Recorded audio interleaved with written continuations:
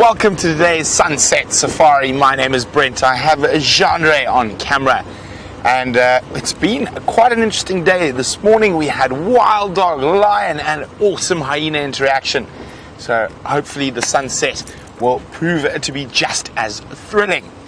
Now Jamie, I know, is on her way back to look for the Nkuhumas. We've got those lovely little cubs at the moment.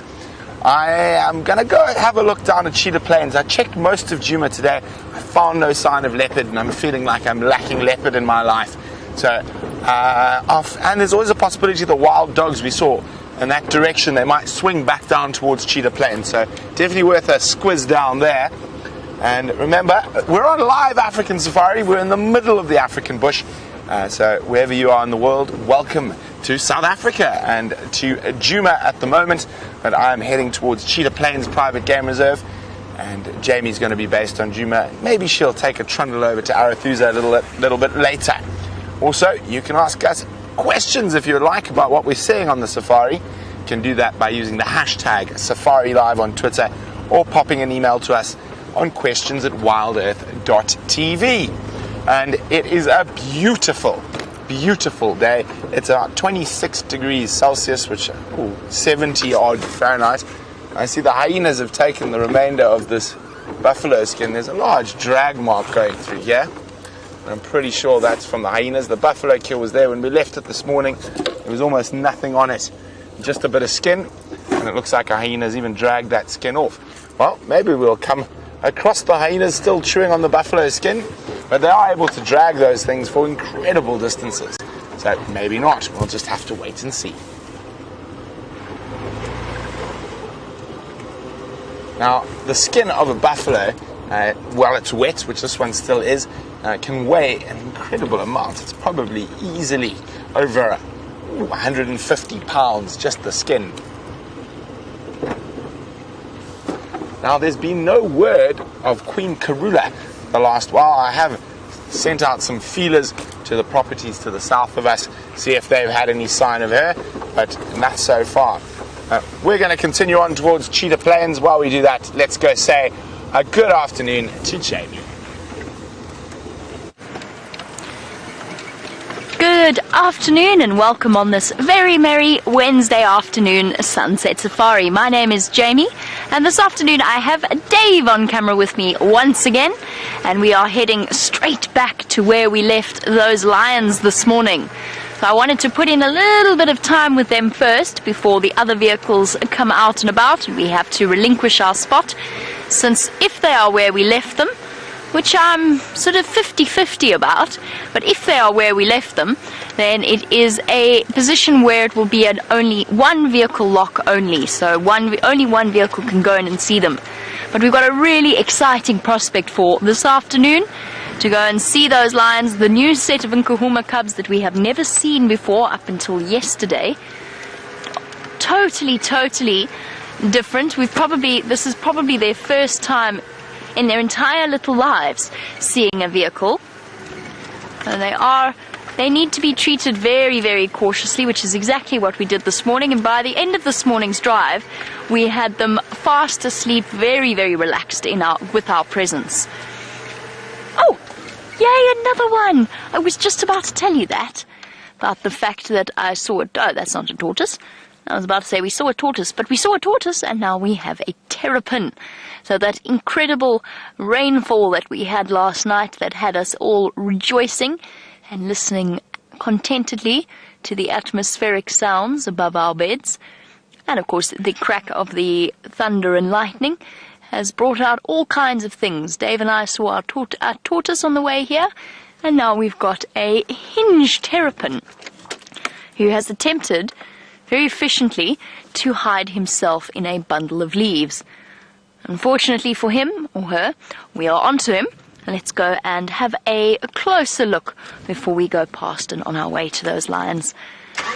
So lovely to see the reptiles out and about. This early winter rainfall, well, I don't know if I'd call it early, I don't know what I'd call it. This peculiar winter rainfall has had them all awakening from their winter, not quite slumber, but what we know as eastivation. Let's try and get a good position to see this guy. making it very tricky. There you go. Pretending to be a leaf.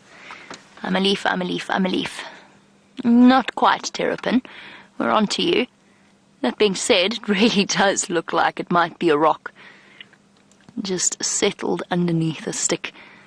And this is the sort of position that they adopt when they go into what's known as estivation, which is kind of like hibernation, that a lot of the animals in the northern climes adopt. But it is a technique that is slowing of the metabolism for dry weather rather than for temperature. And what that means is that they awaken out of it easily and quickly, and they pop out for days like today, where there's been a lot of rainfall, and the temperatures are nice and high, before they go back into their state of estivation for the rest of winter and await the next rainfall. Our marsh hinge terrapin is having a wonderful time. Well, there we go. Jennifer on YouTube is thrilled to see a terrapin, as are we. You should have seen my reaction when we saw the tortoise a little bit earlier. Tortoise, tortoise, tortoise, tortoise. We sort of miss these animals that we take for granted in summer. So lovely to see a terrapin, who I think is still trying to do his best impression of disappearing underneath the leaves and the sticks there. But Jennifer, you, just like myself, are thrilled to see them. Like a little bulldozer trying to push under these leaves. We see you, buddy. Your cover is blown, unfortunately. Okay, let's get to those lions. I know it's very exciting to see this terrapin, but we do need to crack on before the other vehicles head out on their... Oopsie. Luckily that stick was there to stop me. Afternoon safari. Just watching him carefully, we might get a view of its head, and we'll see how we... It's a tricky spot you found yourself in, mister. Dave, can you see him from that angle? Not quite. A bit too close. He's got his head out, which is awesome. It's a very large terrapin, and if you look to the right-hand side of his body, you'll actually see his head poking out. Terrapins, unlike tortoises, do not retract their heads fully into the shells. They actually turn them sideways. Hello. Looking at us wide-eyed.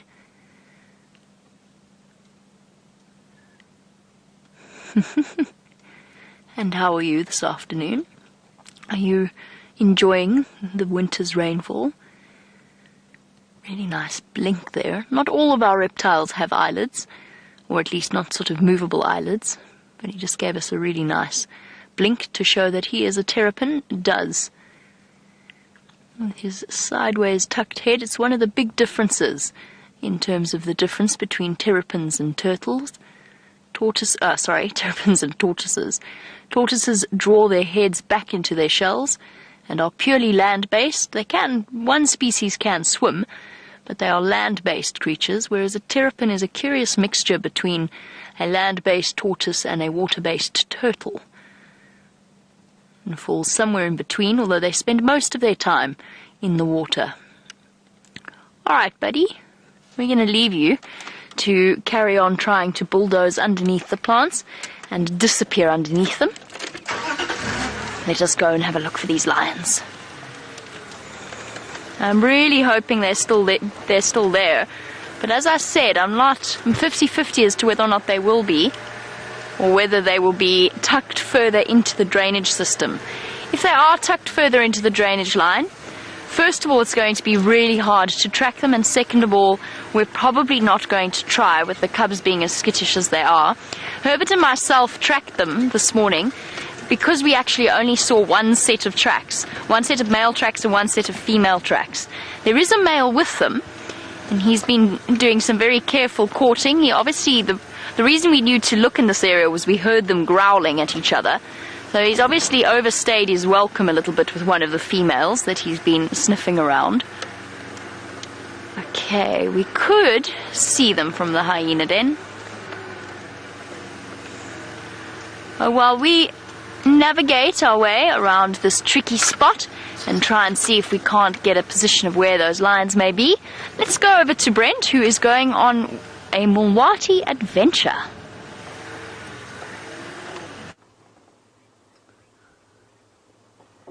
So we decided to come have a look at the Mawati River after that little bit of rain we had last night. As you can see, if there was a bit more rain, that erosion would keep going. Xongile, what's that? Oh my goodness, it's Xongile and Hosana. Now, of course, we saw them a bit earlier. So I got a message from my friend Tristan, who said they saw Karula crossing around this area into Nkuhuma, and we drove down in the Mawati to see if we had any of her tracks crossing, and Xongile spotted Xongile and Hosana sitting on top of the bank. So I don't know if Mom's there, but we do have both the little ones. Here we go. So both cubs looking really happy and healthy. We will try to find a spot to get in there. They're on top of a very steep bank. I'm just going to move. Karula could be very close by, or she might be out hunting.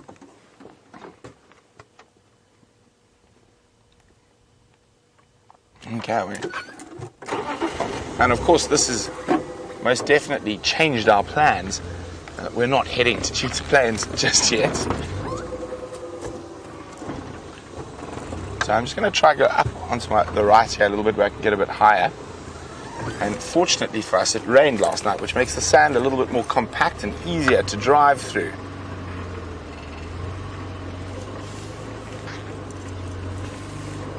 Now, she could have left them here. This would be a very sort of normal spot for her to leave the cubs. There we go. So I can't see who's who just yet. Let's have a look once Xongile zooms in. Which little darling is this? I think that is... Who do you think that is, Xongile?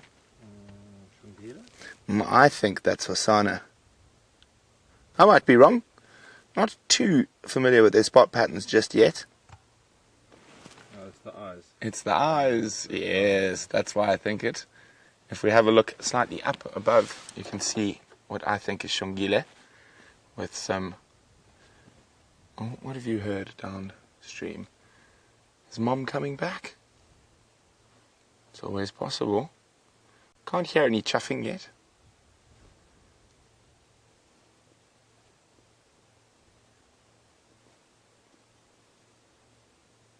Oh, no. If we have a look a little bit... Oh, look, no, actually, let's just wait. That's so pretty. So if you guys know which one this is, let's see who's right, Xongile or me. Send your answers through to questions@wildearth.tv or use the hashtag #SafariLive on Twitter. So awesome to catch up with these little ones.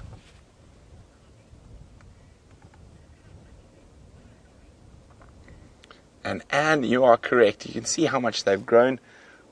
February, March, April, May, June, July. It's nearly over 6 months old now. Oh, up on top. Might stop in the sun. There we go. Now I think that is Xongile. Let's just wait till she looks at us. And you can see those eyes. But I just think that looks more to be a female to me. Just size. Already there's starting to be a bit of a size difference between the two. Oh, isn't that stunning? Hope you guys are getting some good screenshots of that. As I'm doing, and that's the clickety-click.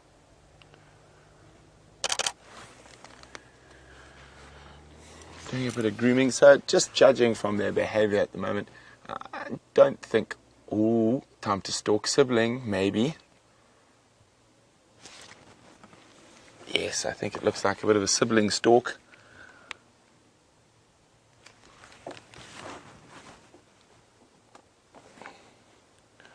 Or not. Maybe you got a little bit, looking for a bit of shade. No, I think sibling stalk's about to happen. Oh no, spotted.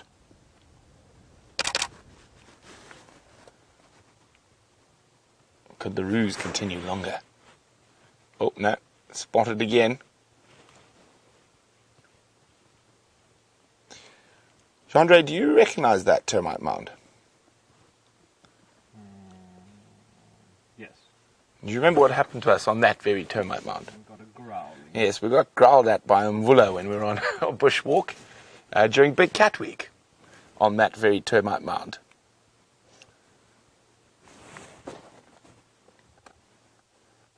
Oh, it looks like shade was preferred to the sibling stalk.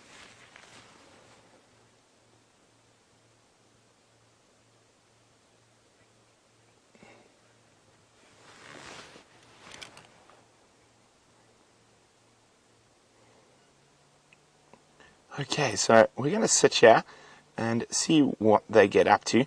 We might have to move a little bit later, but just before we do that, let's go see how Jamie's lion hunt is going.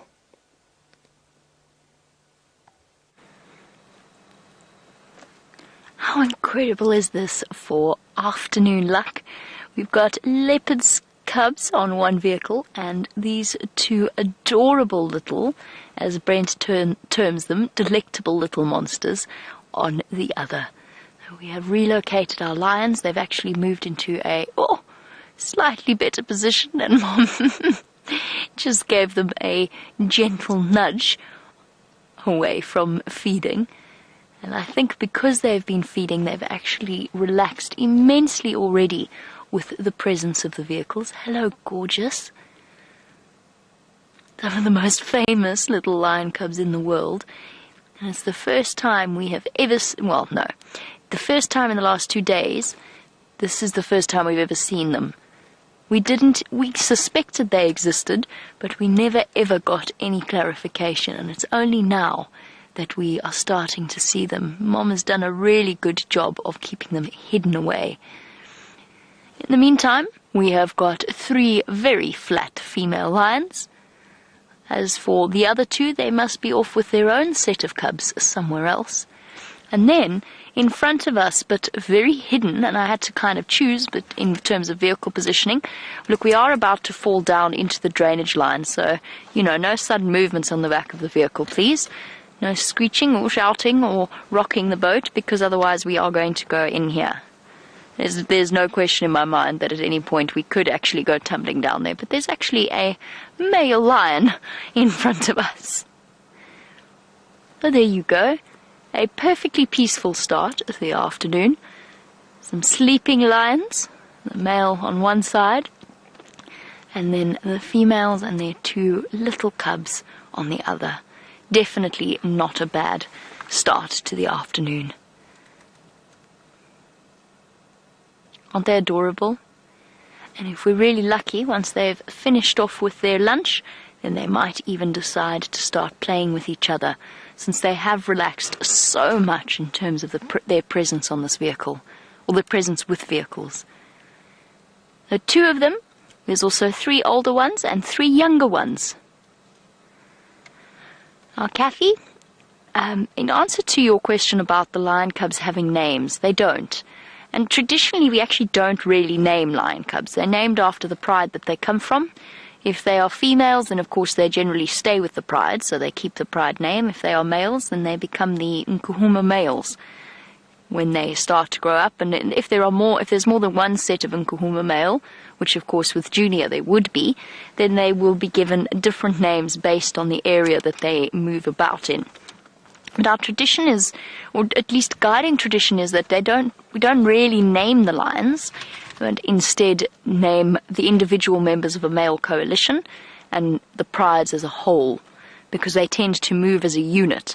That being said, we have of course named the rest of our lions. I know that Amber Eyes is in here somewhere. The reason I know that is because we've got 2 lionesses without cubs and 1 with cubs. By sheer process of elimination, Amber Eyes is somewhere here. She's one of the 2 lionesses that's lying down. And we've sort of ended up half-naming the rest of the Nkuhumas as well. Ah, Mom, you're kicking your cubs in the face. It's a tough life being a little lion cub. Though we haven't named the lion cubs, I believe that the cameramen have a way of labeling them in terms of months of birth, just to keep track of the 3 different litters that we have. And once they start to get older and developing personalities, then there's nothing really to stop us from naming them. Although traditionally they won't be named, and it definitely won't be a name that is accepted throughout the Sabi Sand, for example. Oh, they are so cute. This is such a wonderful way to spend an afternoon, apart from the slim threat sort of tumbling down into a drainage system, into a narrow, very narrow incline. I'm sure we'll be fine, won't we, Dave? We'll be absolutely fine. Luckily, we know how reliable the handbrakes are on these vehicles, so we can trust that to stop our fall, our downward descent. You know, they barely even lifted up their heads this afternoon when I drove in here. So it just goes to show how wonderfully relaxed they are becoming. And so, the Nkuhumas for now have gone from 5 to, hold on, maths, would be nice, 13. There's 8 cubs, 8 Nkuhuma cubs. Yes, Mommy, you've done a wonderful job. Let's just confirm this, Dave. Can we? Oh no, we're on Wendy, aren't we? We can't get any closer to her face. That's as far as we've got. Oh no. But it does look like the older lioness, so that does confirm that these are new cubs to us. So we've got 8 cubs, 3 in one, 3 for one, 3 for the other. Hello, girl. You had us all fooled for a while you were mating with the Birmingham boys. Heidi, in terms of the different sets of cubs, there's the oldest set that they must be coming up to about, I would say, we don't know exactly, but we're guessing that they are coming up to around 11 or so weeks old. 11 to 12 weeks old. This set, to me, I would put them at about maybe 6 or so weeks. They're just starting to be brought by their mother to the rest of the pride and to the kill. And then there's the youngest set at Buffelshoek Dam that we have calculated or have put at around 3.5, 4 weeks. I think. Am I right? Yes, that's right. So there's a sort of a rough 2 weeks age difference between the youngest and the middle group, and then a further 6 weeks difference between them and their older cousins. And that, as they start to get older, that age difference will become less and less significant, and they will continue to play with each other. And what we saw with the Styx cubs is the Styx cubs have 2 very distinctive groups, the older and the younger cubs, and we saw them on Cheetah Plains not too long ago. And what actually we noticed was that the female, who was most likely the mother of the youngest cubs, was still suckling. Now, we know that lionesses allosuckle, but it was interesting that I don't think the rest of the Styx females are lactating anymore. So she ended up with this pile of lion cubs, all trying to suckle from her at the same time. Couldn't help but feel a little bit sorry for her, but at the same time it was an incredible sight to witness, especially with all of their vocalizations as they fought for access to the milk. And one of the big reasons, actually, is that, or one of the big reasons why females keep their cubs away from the pride for the first 6 weeks, is because in those initial stages, if there are any older cubs, and lionesses tend to synchronize their estrus cycles to an extent, you'll usually find that when you have one set of cubs in a pride, you'll have another not far behind. But you'll usually find that the estrus cycles pair up, and that the youngest cubs actually won't be bought until they are strong enough to cope with the attentions of their older cousins. So the lion cubs get very, very enthusiastic and they want to play. They are very playful animals, lots of learning and play fighting. But in those crucial first weeks of a lion cub's life, they're actually really vulnerable, and they could be accidentally killed by older cousins getting a little bit too rough in their playtime with them. That's one of the big reasons why lionesses keep their cubs secret and safe for usually around their first 6 weeks. And she did a marvelous job of keeping them secret and safe. She had us questioning their existence at one point.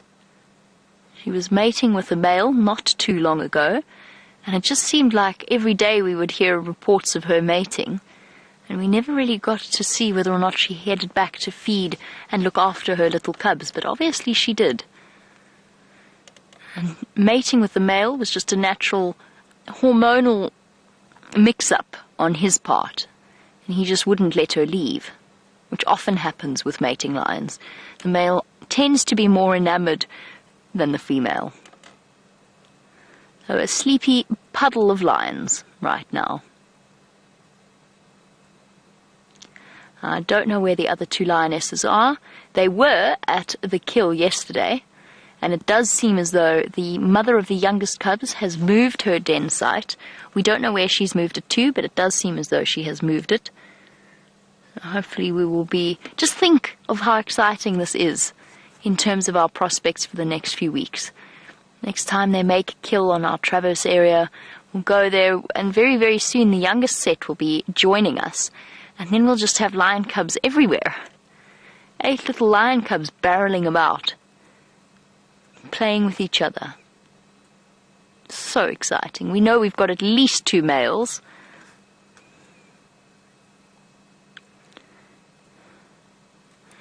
And Andreen, you are absolutely right. It really did feel as though she was gone a really long time without heading back to the cubs. But no, they can't survive that long without suckling. You'll probably find that it would be a maximum of 3 or so days before the lion cubs would start to get really weak. And they may be, but even I would say it's a serious stretch to imagine they could last a week.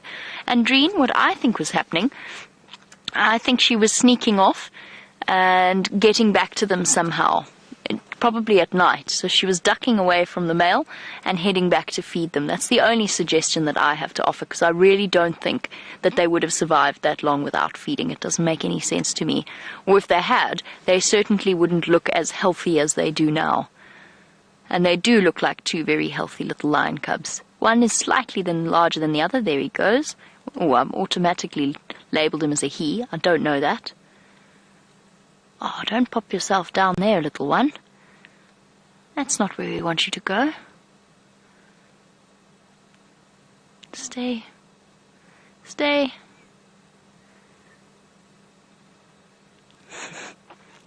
Okay, he's decided to go to sleep exactly where we can't see him. But that's okay. Oh, I keep labeling it. It has decided to go to sleep. I don't know if it's a boy.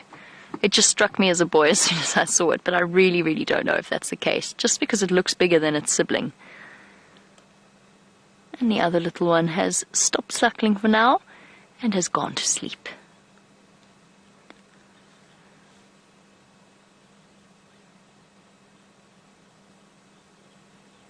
A truly peaceful and contented scene.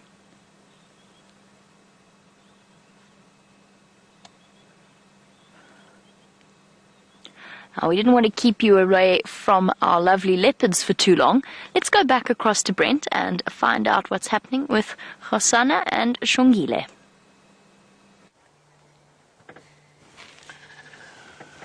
Well, our lovely leopards have gone to sleep in the worst place possible. Unfortunately, I think we've got a visual of half an ear at the moment, but we are definitely just going to sit here quietly and wait. Of course, we don't want to move too much around.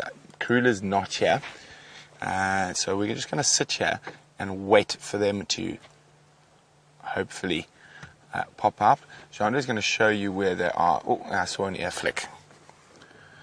A very, very small ear flick, but an ear flick nonetheless. The one on the left? On the right. So now see, there's a little bush that Chandra is about to zoom into there. Now, can you believe it? Right there is a leopard cub, and it's just sleeping flat. Can we see anything? No, unfortunately we can't. Can you? I can't. I'm looking at the monitor. I can't even see a spot. So he's sleeping in the shade just behind there. He did come up and have a little look at us, and then just lay his head down, and we haven't been able to see him since there. And I think that's the Hosana.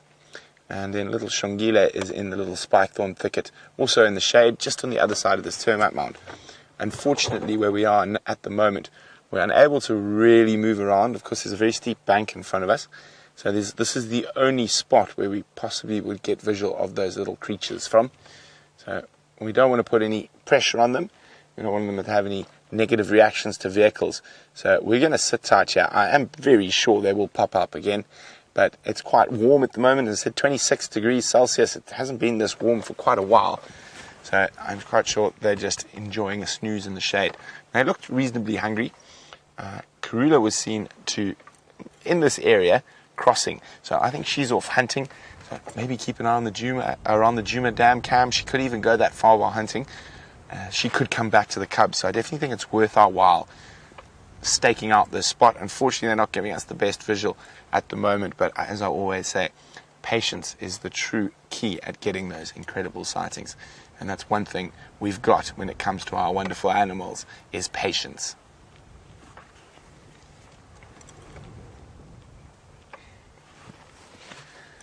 Hi, Tucker.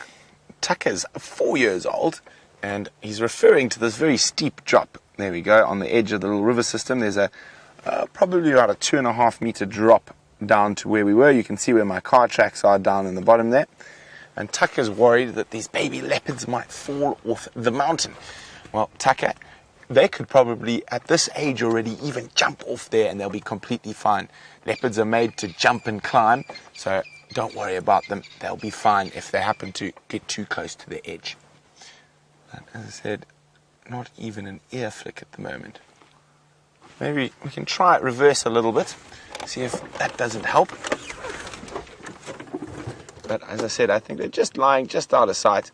So we lost sight of them from down in the riverbed, and they moved into the shady side of this termite mound.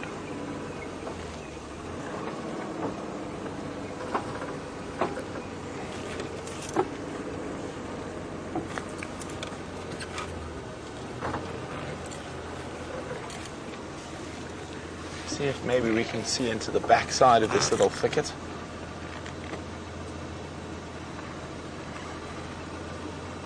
You getting anything there, Jean-Ray?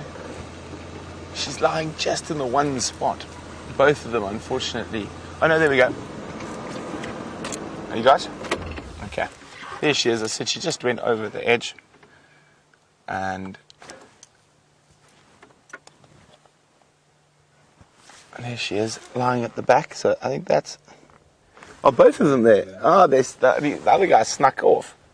So Tony in Holland is wondering, at what age can leopard cubs survive on their own? I know the youngest recorded in this part of the world, Tony, is 9 months. Has been abandoned by the mother, or mother was killed when it was 9 months old, and it survived to live a very long life. Now, here we go. Hello, little cubbies. Oh. Now, I do have to be on the game drive radio for a little bit. But oh, let's just enjoy this while we can. Aren't they just gorgeous?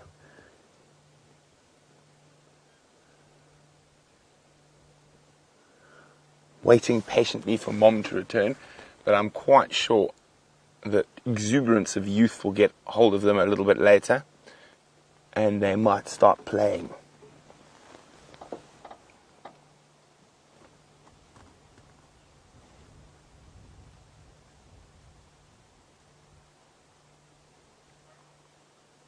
Okay.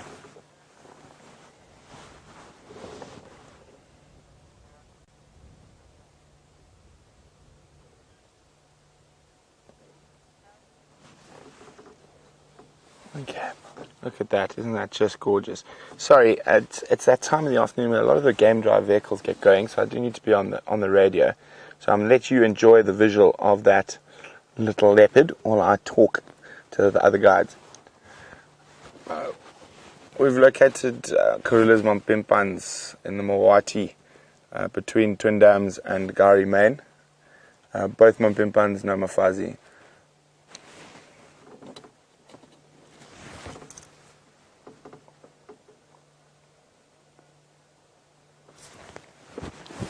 Negative orbs, just the Mampimpans, they're stationary on a Shidulu.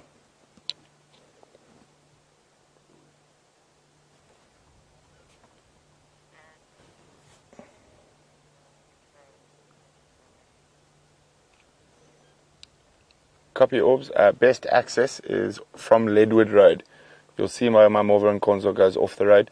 They're on the eastern bank of the Moati, where that very tall, eroded section is of the bank.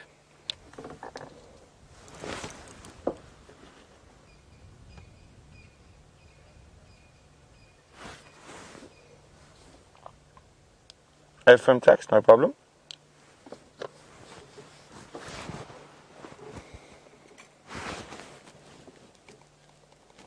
Look at that. So what happens in situations like this is that female leopards will leave their little youngsters by themselves in an area like this. Now, there's enough trees that they can climb to get away from potential dangers such as lions and hyenas, or even possibly another male leopard. And there's enough shade, and they are quite vigilant even at this age. They have to be to survive. And Karula is a particularly good mother. You can see how they basically disappear. And if they weren't moving or running around, they become near invisible. Now, how I spotted it is I just saw that sort of an ear flick as I was rolling back. And when they're in that dappled light, you can see how well the camouflage works.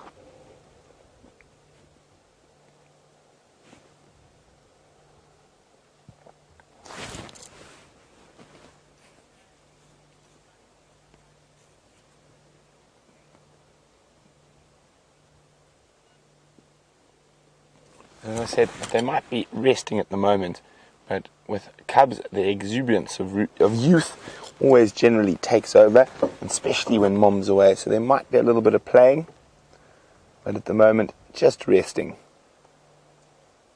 Oh, there's a paw swatting at a branch from the second cub who's lying behind.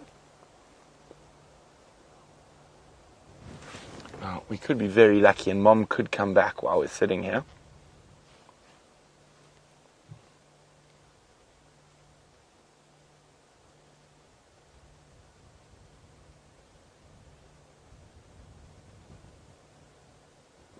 And I was just feeling that we hadn't had leopards for a while. I actually hadn't had leopards since I got back from Rwanda. So my plan was to maybe go have a look for quarantine down on Cheetah Plains, but we're lucky enough, and Xongile pulled off a great spot of these two little creatures.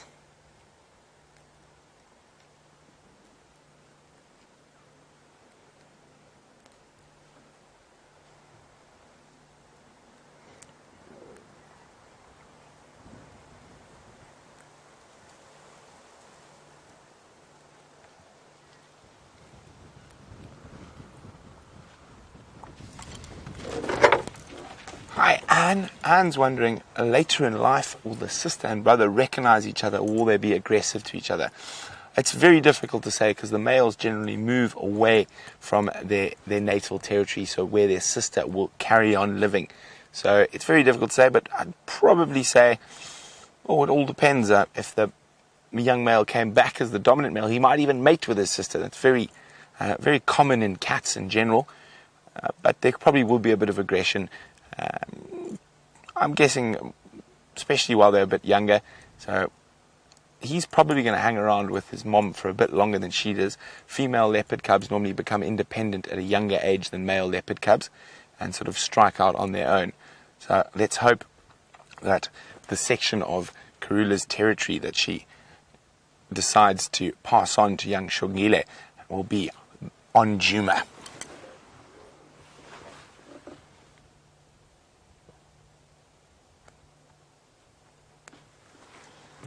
I think they've gone absolutely flat. There we go. Tired kitty. Should I roll back or go forward a little bit for that branch, Andre? Slightly back. I'm just going to... That other one's going to get in the way then. We're not going to win. Okay, we'll just sit where we are.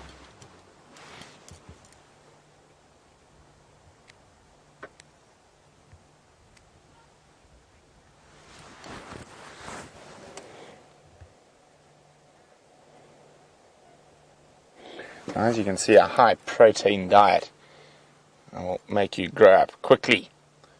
And, oh, there you go, head up.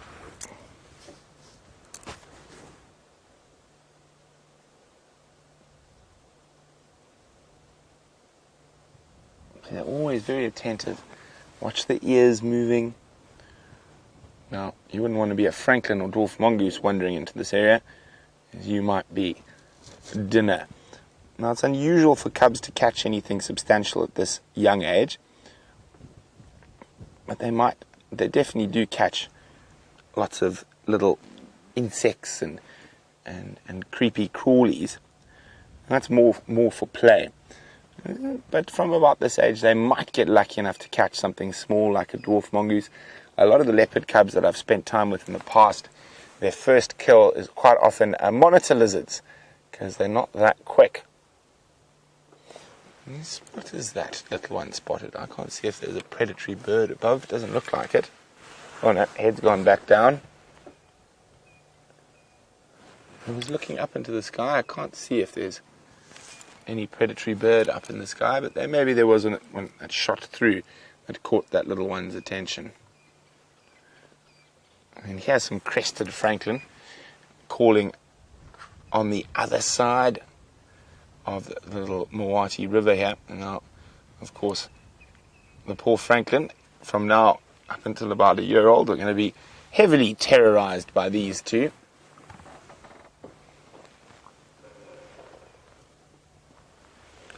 It looks like it's nap time.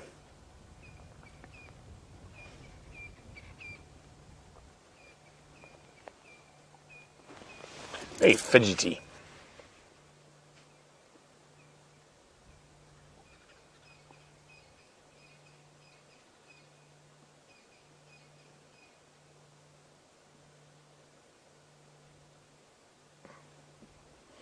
As I said, we're probably going to spend as long as we can here. There are other game drive vehicles operating around that will probably come in here for a bit, but we'll try to do what we did yesterday.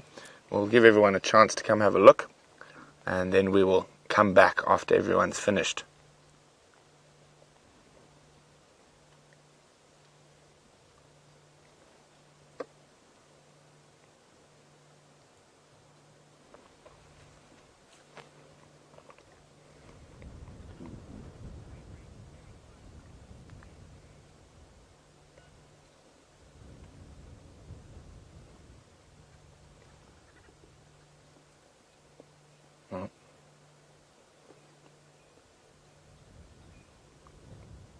Wind's picked up quite a bit, but it is a glorious afternoon compared to the cloudy morning we started with.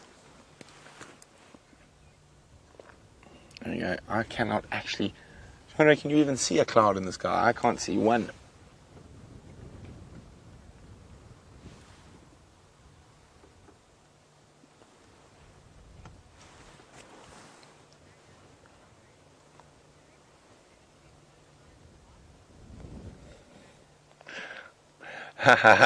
Ex-ranger says this is for Genre. Genre, do the leopard cubs ever chase butterflies and moths? I'll happily film it. So for those of you who might be a bit new, Genre and I seem to have a bit of a war when it comes to filming butterflies. I really love butterflies. I think we've got over 20 species on camera this wet season.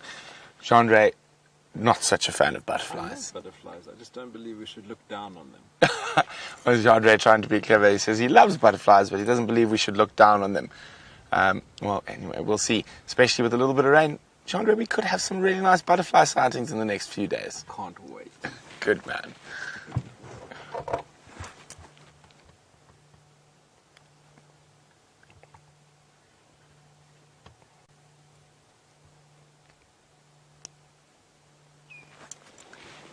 Tired kitties.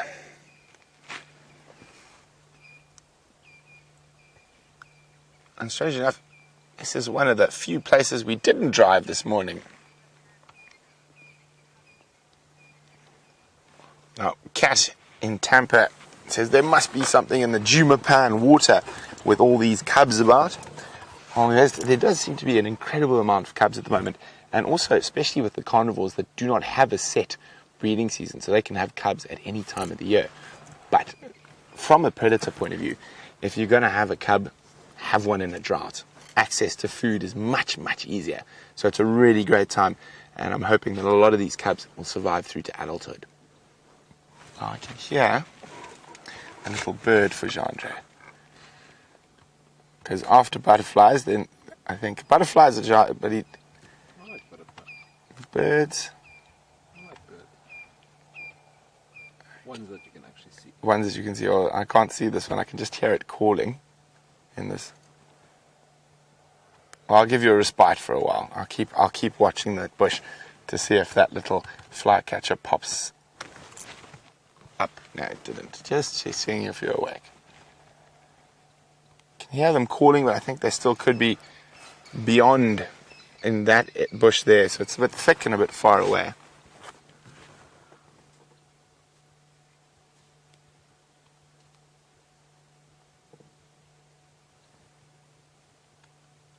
Very distinct little tink, tink, tink. It's one of the many calls of the chin spot batis, a little flycatcher species.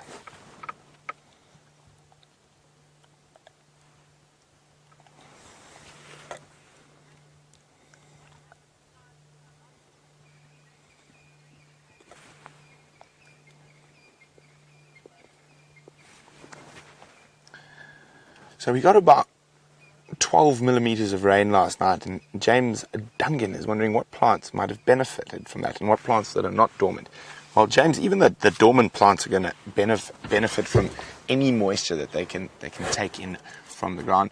But I think a couple of the grass species, a few wildflowers, I don't know if 12 mils is enough to really get anything going, but I suppose every little bit helps, especially in a drought like we are experiencing at the moment. It's the worst drought in South Africa since the early 90s, and caused by a very similar weather phenomenon in that era, and well, both known as El Nino. There we go. Are they head up, or they're still flat cats? Flat cats.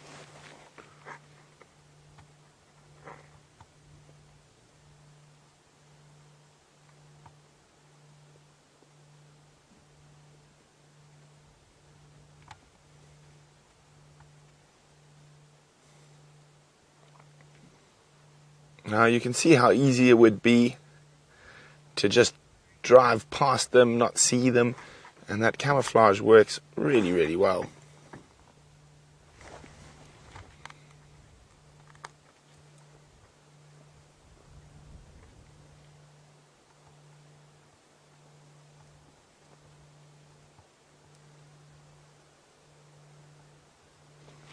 I'm trying to think.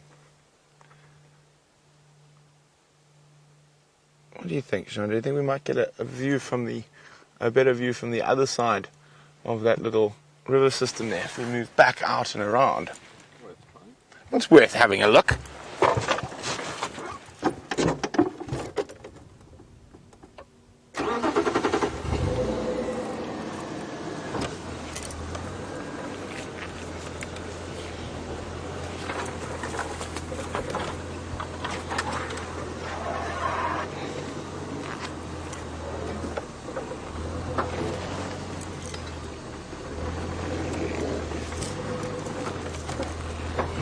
So we just got to find a spot through here. So we might get a view from the other side of this little erosion gully. But as I said, I don't want to drive too close, put any pressure, create any negative connotations for them and vehicles.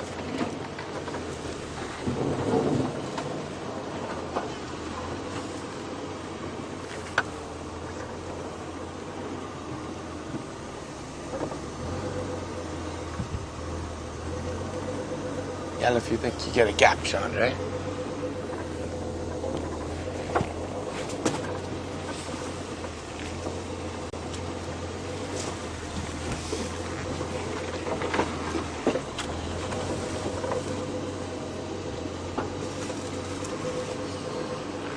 So that's why I'm driving very, very slowly,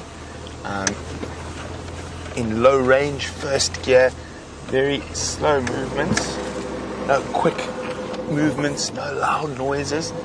Now, even though they're quite used to cars, you should always try to be respectful, and especially with cubs, because one little negative experience might put them off cars for a while. And I've spent many hours habituating leopards.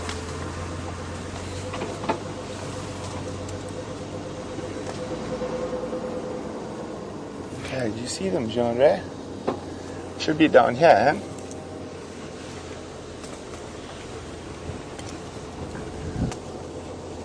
There are those sleeping kitties. Watch out there. Just maybe, oh, there they are.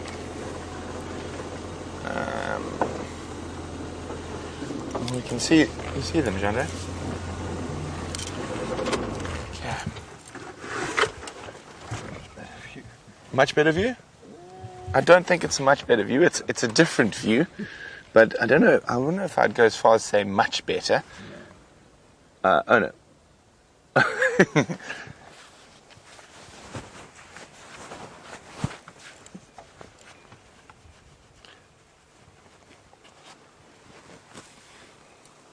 Okay, let me think.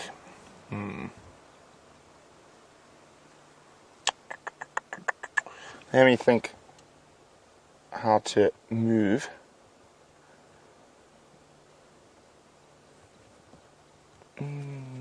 Let's think.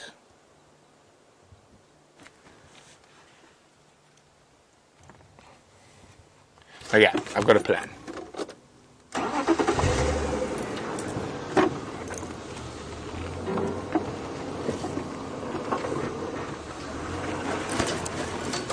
It's going to take some creative driving, and I think lots of little... No, I'm going to try reverse into there very quietly.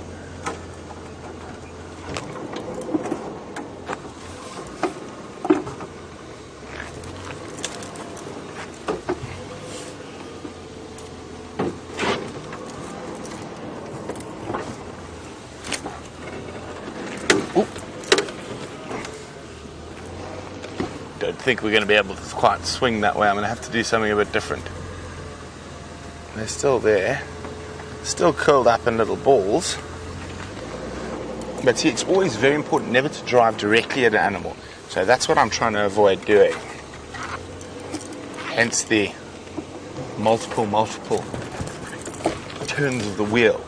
Now, a little thing like that can make a huge difference, especially with animals that aren't relaxed around vehicles during the habituation process. So even now when I have to move directly towards them, I make sure it's a very, very small movement before I will remove again. So while I try to get us into the spot, let's go see what Jamie's up to.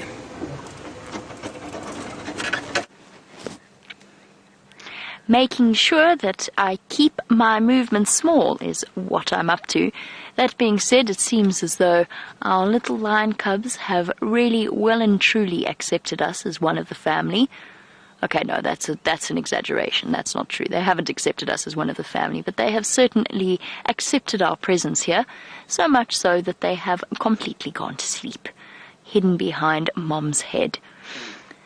As you can imagine, there are other vehicles that are interested in the sighting. We've been marvelously lucky to have had this all to ourselves. It is, as I said, there's only space for one vehicle, plus we don't want to frighten these little ones.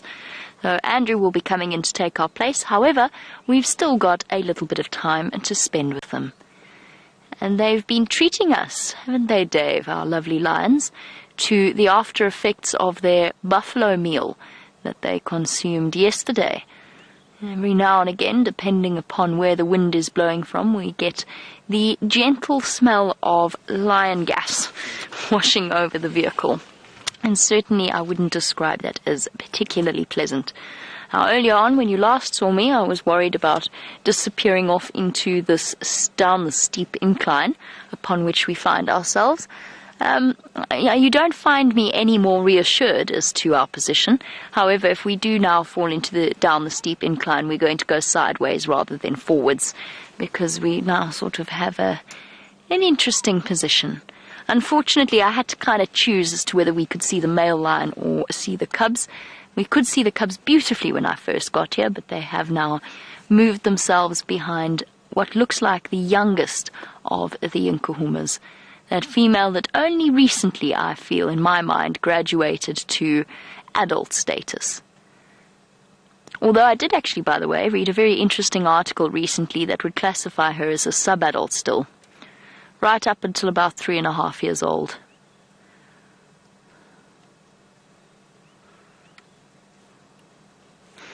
And welcome to Lynn in Florida. Now, I've just been thinking about how lucky we are in terms of having 8 Nkuhuma cubs and 8 Styx cubs, all within our Traverse area. And that ultimately means we've got 16 lion cubs that we could see on any given day. Lynn, yes, absolutely, the Nkuhumas and the Styx prides could bump into each other. It does happen. They are neighboring prides, and it has in fact happened.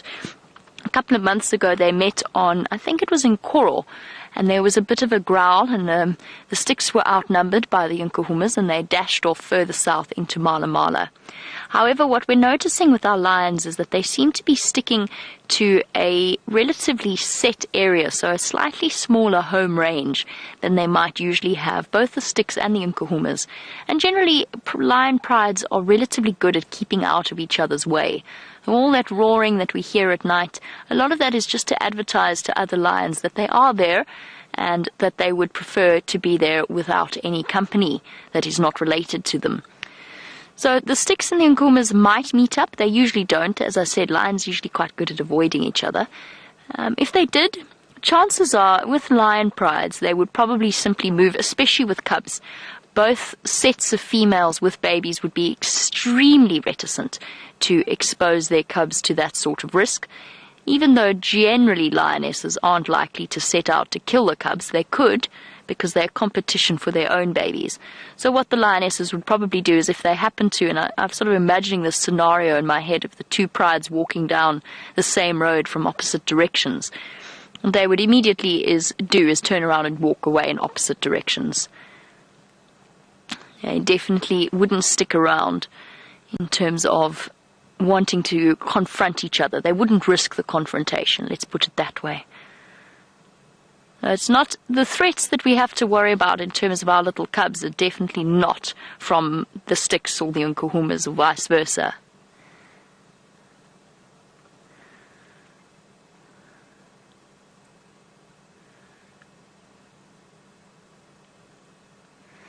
And hello to Michael from Perth.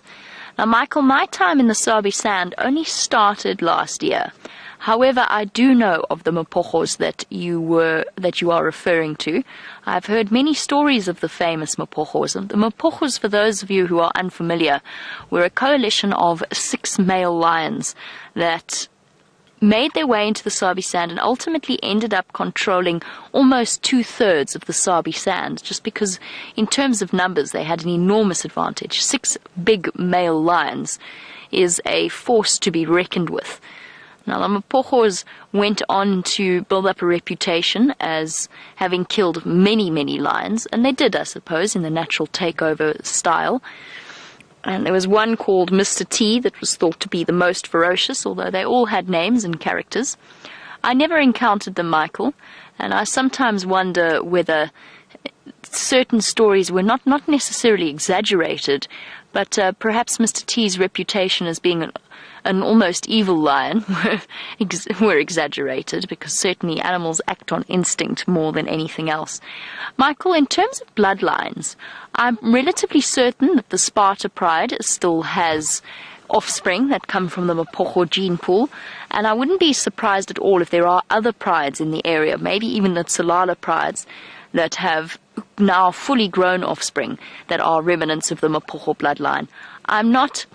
I haven't kept track of each and every lion pride in the same way that many of our viewers have within the Sabi Sand, just because actually I've spent a lot of my guiding career getting to know other lions outside of this area, but I don't know all of the bloodlines.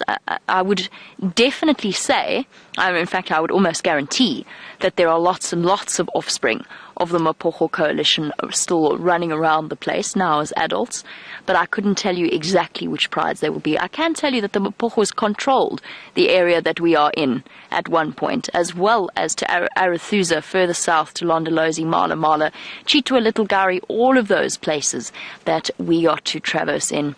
Guys, we've still got a little bit of time spent with these lion cubs, and I know that Brent is desperate to keep you updated as to what the little leopard cubs are up to. Let's go back to him and enjoy some time with little spotted babies.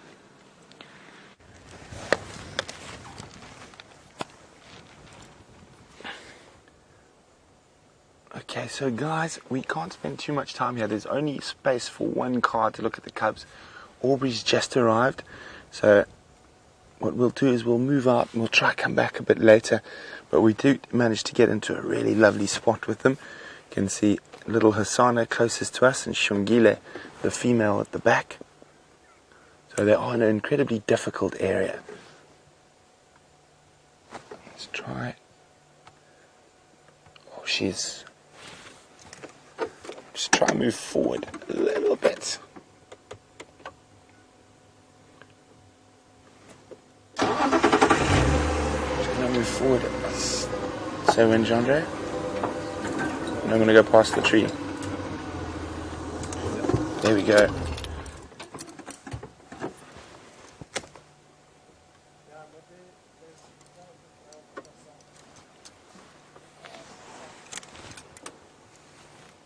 Here we go, look at those little monsters. They're absolutely gorgeous little creatures. Oh, look at that. Oh man, that's magic. I hope you guys are getting some fantastic screenshots of these little two.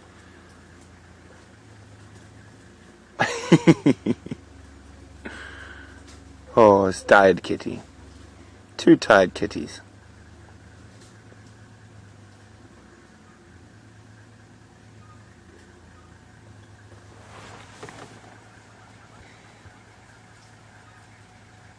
Lots of space for them to play.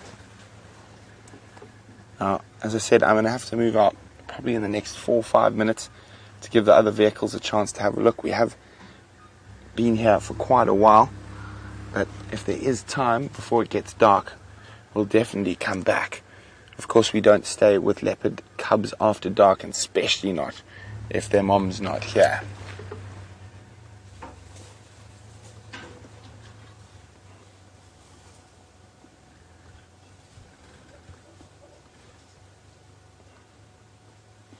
Just too precious. What I think we'll do is we might go have a look for Mom when we leave here. She was seen heading northeast, so go look around, see if we can find her.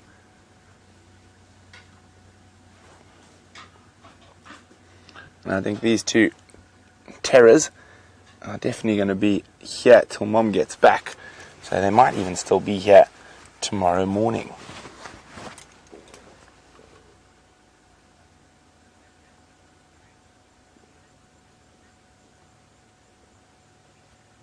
So yeah, you guys are getting lots of great screen grabs.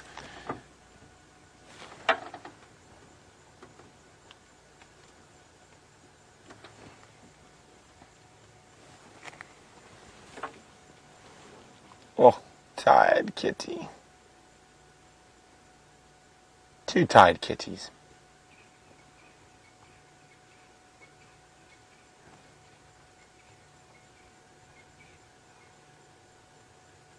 Okay, so we're going to leave. Taxon is getting very close, and Aubrey's going to try to sneak into the spot where we've got to.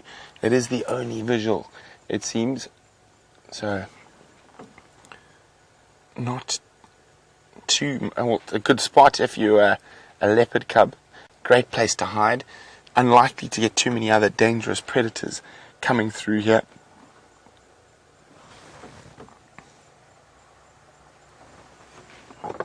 But we will stay for as long as we possibly can. Tax. Where are you known for?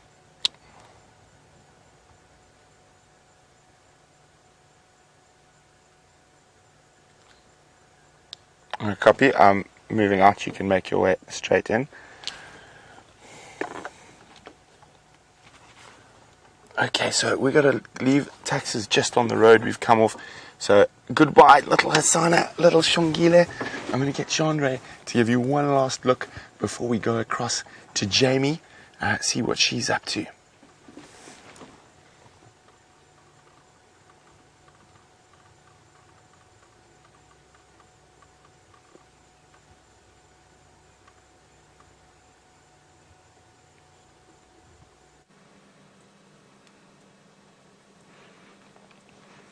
Now it seems as though Brent definitely gets as sappy as all of us when it comes to the baby animals of our Sabi sand. Wonderful news. Apparently, I've just double-checked with some of the other guides. Apparently, Karula was around that area this morning, or coming in from the southern boundary. So she could well be around. She's probably gone off hunting in order to find lunchtime for those two. In the meantime, our little lion cubs have lunch on tap, so to speak, and they are lying with very full bellies in the shade. They have not moved at all, except I have to tell you that the little one on the left was dreaming at one point and started making little choop, choop, choop calls with its ear twitching, and it might have been one of the cutest things I've ever seen, although that list is starting to get very long very quickly. They're definitely our youngest Nkuhuma, lying in front of them. This might be the first time that she's actually experienced little cubs of this size. She's very, very young. So from the time that she was a cub, she might not remember back to being that small, but this will be her very first experience and a chance to practice her skills in terms of being very, very gentle with these little creatures. I've noticed her a few times actually actively playing with them, not these two in particular, but with the older group. I've seen her playing with them and gently sort of knocking them about with her paw, as if to say, what on earth are you? Why are you so fragile? But very, very gentle. And that is what I love about lion cub sightings, is we see sides of lions. We usually see them sleeping, if I'm completely honest, but when we do see them hunting, they transform into these fierce, streamlined hunting machines. Or else we see them mating, which is always a very aggressive process. Although we do see the females playing with each other occasionally, it's really nice to see this soft and gentle and maternal side coming out in them.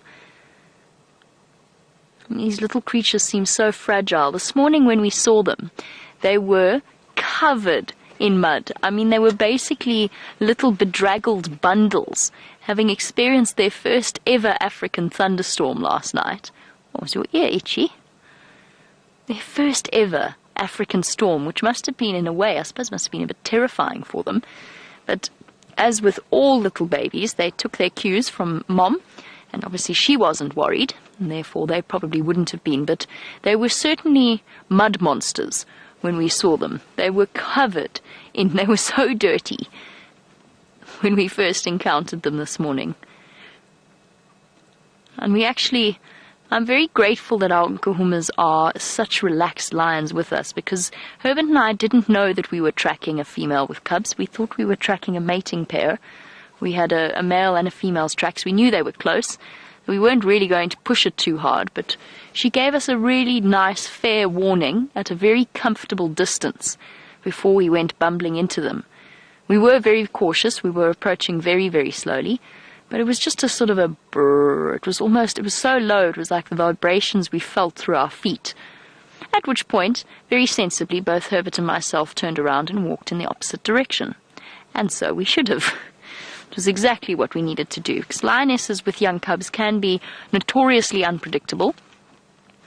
And that, of course, it's their protective instincts coming through. Sleeping little bundles.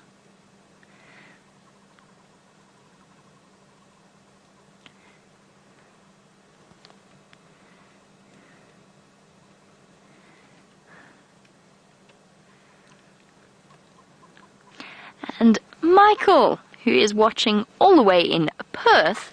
Now, Michael, you wanted to know, whenever we talk on the Game Drive radio, we refer to the animals in the name of one of the local languages, and you were wondering which particular language it is that we use.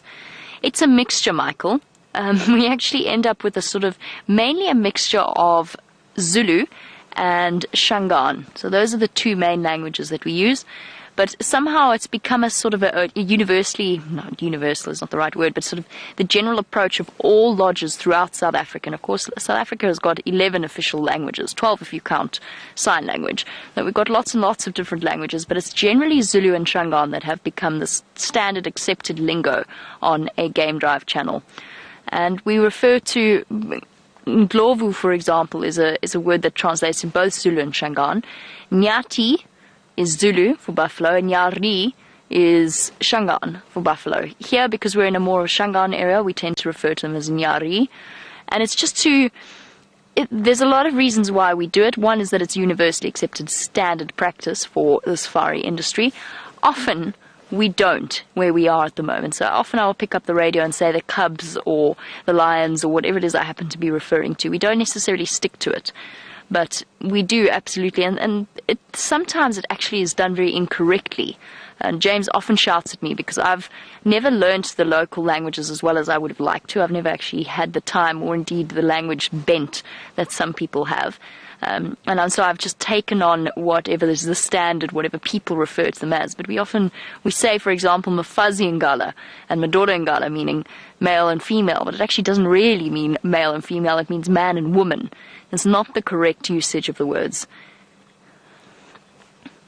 So it is not 100% accurate the way in which we refer to them, but it is something that has become accepted, and it's partly, one of the big reasons is so that guests don't get, sometimes it can actually ruin the surprise for guests when they come to visit, and if their guide wants to take them to look for lions and they know that they're looking for lions, it just depends upon, it just makes life a little bit easier, let's put it that way.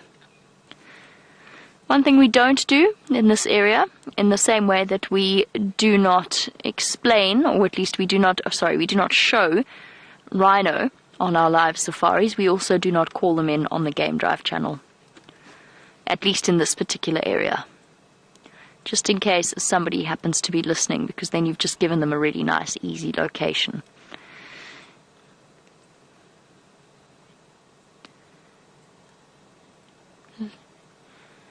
Little ones, are you exhausted?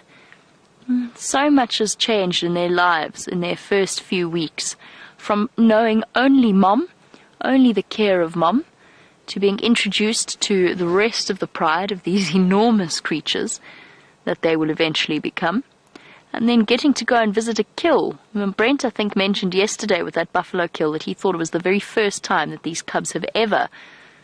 Oh, here we go. There's another expulsion of gas washing over us. Did you get that one, Dave? Yep, Dave is nodding. Lions are beautiful animals. They're awe-inspiring animals, but they can be hugely smelly at times. It's not a pleasant smell, and no amount of time spent with them will ever make that pleasant. I'd like to show you the male lion, but as I said, he is very much in the most awkward position possible. We had to kind of choose. You can see whenever Dave brings the camera back in this direction, you can see the angle that we're sitting at. And our male lion is, goodness, I can't even turn my body around because I feel like I'm about to fall down. And so it's really tricky for Dave to move between the two. But he is over here. He's also lying up in the shade.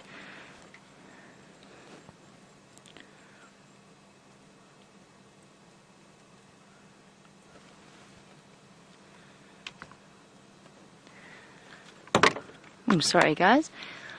Afternoon, Abel. I'm well, and yourself?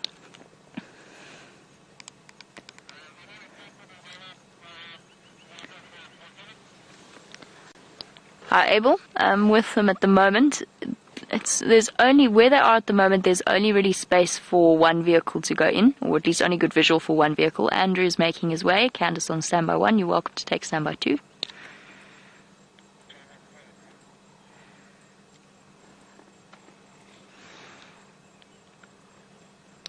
Andrew,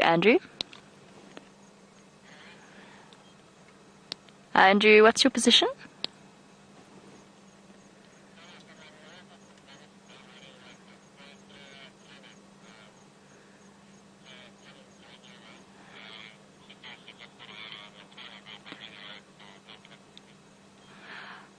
Okay, copy, perfect.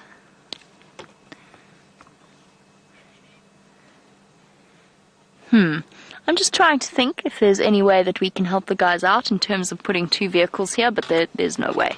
And these cubs are still very, very young, so I'm happy to keep it as a 1-vehicle sighting in this particular context. So these are the decisions that we make on a day-to-day basis, and it is up to the guide in question to make that decision.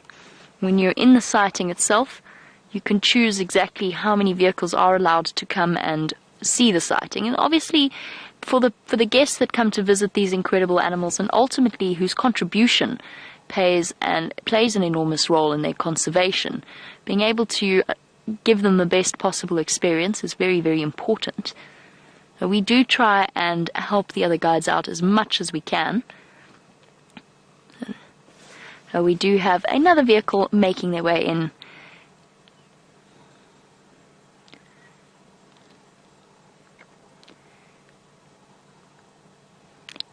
Sorry, Cans, can you stand by 1 second?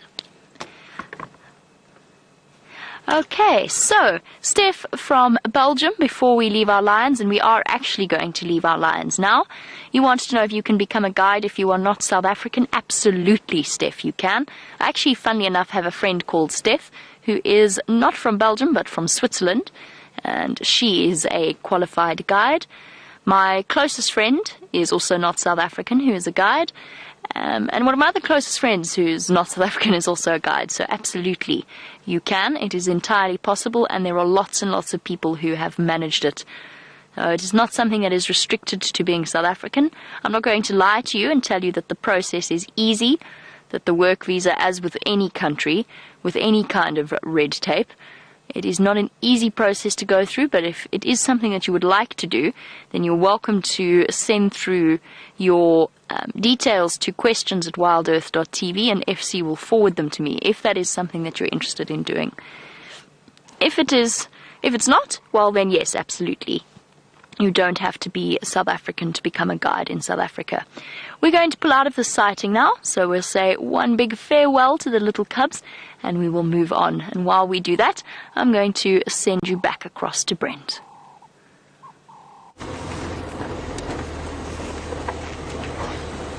So we're going to look for mom of those cubs. So Karuda was said to have come this way, so it's going to be quite difficult to see her tracks.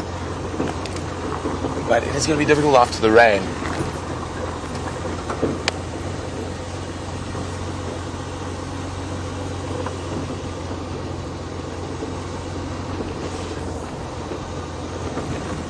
So this is an area Karuda does like to hunt in. We have seen her on a few kills in this area in the past.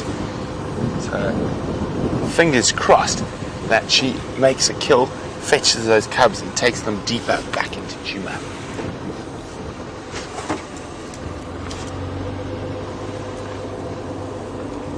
So both her daughters that are still around at the moment, Shadow and Thandi, from her first litter, both of them have cubs at the moment. Shadow's got a single female cub. She had two, she lost one.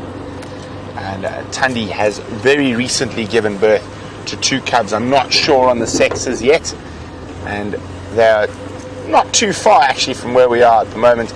Probably no more than 2 kilometers to the south of us.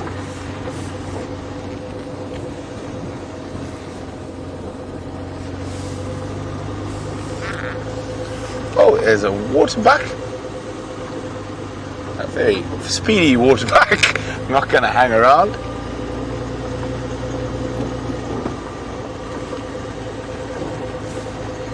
Now we saw the wild dogs very close. Actually, we saw the way they crossed away from us was here this morning.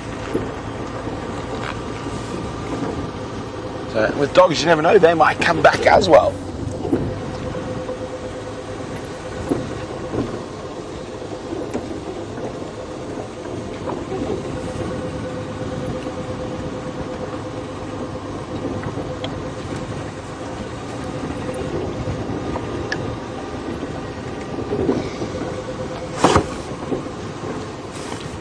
Hi Haley.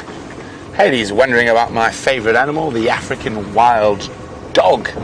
Now, Haley would like to know, are they the bottom of the food chain? Would they steal from a lion or a hyena? Now, it all depends on numbers. I've actually seen wild dogs steal a kill from hyenas. It's very unusual, normally the other way around. Now, they might try with a single lioness. Wild dogs generally try to avoid lions, as lions are probably the biggest killer of wild dogs out here, outside of disease. And They will definitely steal from leopard, cheetah.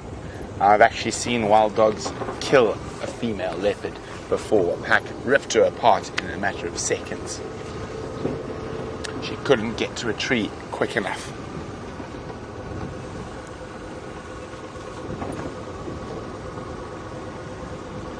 So now we are looking for Queen Karula, the mother of those wonderful little cubs we started off with this evening.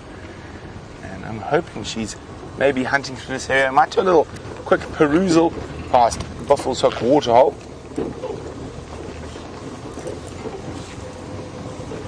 As these impala don't look like they're in fear of their lives from a leopard. Or maybe they just haven't spotted her yet. Oh, not being the most photogenic impalas, disappearing behind the bushes.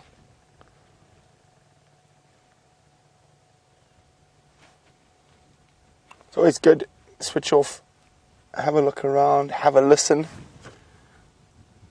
Quite a lot of impala in this area. You can see there's some more over there, and there's some more dead ahead of us as well. And the ones dead ahead of us might not be in such thick bush.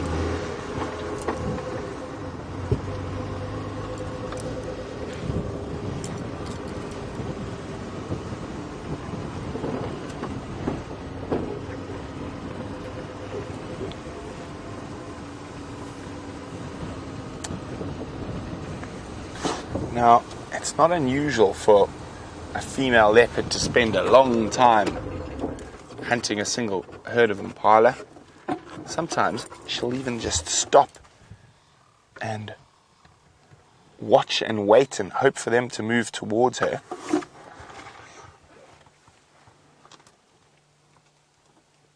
Now, a big male impala is a bit of a challenge, or even a big female impala for a leopard of Karula's size. Here comes a big male now.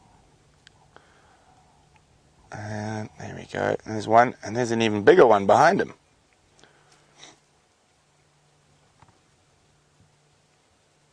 Now, a male impala weighs about 60 kilograms, 130 odd pounds or so. So quite a bit bigger and heavier than a leopard. Of course, not the same power to weight ratio. There's some more about to cross the road, Xongile.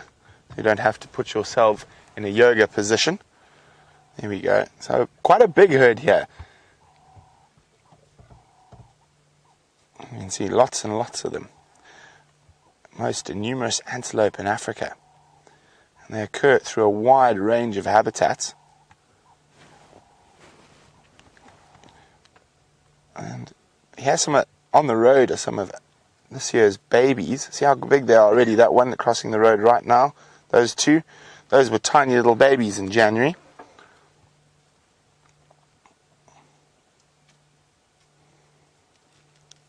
Now, there's probably still another 30 or 40 in front of me.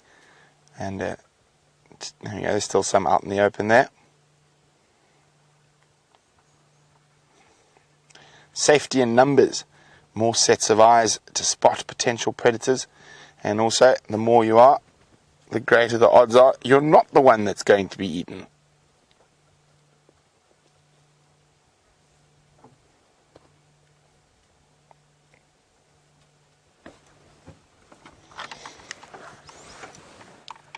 No problem, Orbs. If no one wants to go back there, I can go wait there later to see if they come into a bedded area.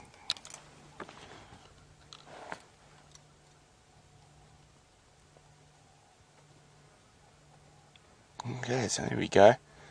We've got to wonder, is Queen Karula sneakily and silently watching these impala from under a thicket somewhere?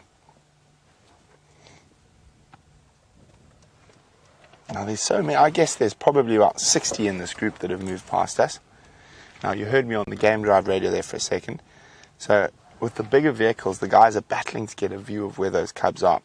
So we'll wait for them to all try, and then what we'll do is we'll go there. So firstly, it's a bit easier for us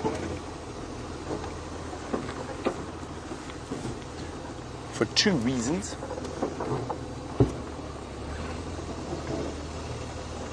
And, oh, there we go. Off they go in front of us.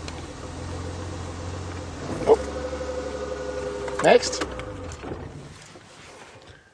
Whoop. Any more? Let's see. One runs, all runs. It was quite fun. So it looks like we will get a chance to go back to Karula's cubs in probably about 10 or 15 minutes or so, once the other guys have tried to get a visual. Now, that's one of the reasons we use short filming vehicles, is we can get into some of the areas that the longer game drive vehicles with the seats can't get. And the other reason is that we only really need to get this eye over here a good view. So whether the front or the back can't see, or even I can't see, I can watch on my monitor. So we have a little bit more wiggle room, or less wiggle room in fact, so we can work in slightly tighter areas to bring you those incredible visuals of leopard cubs and lion cubs. Also helps that we have a zoom on our big eye on the back of the car.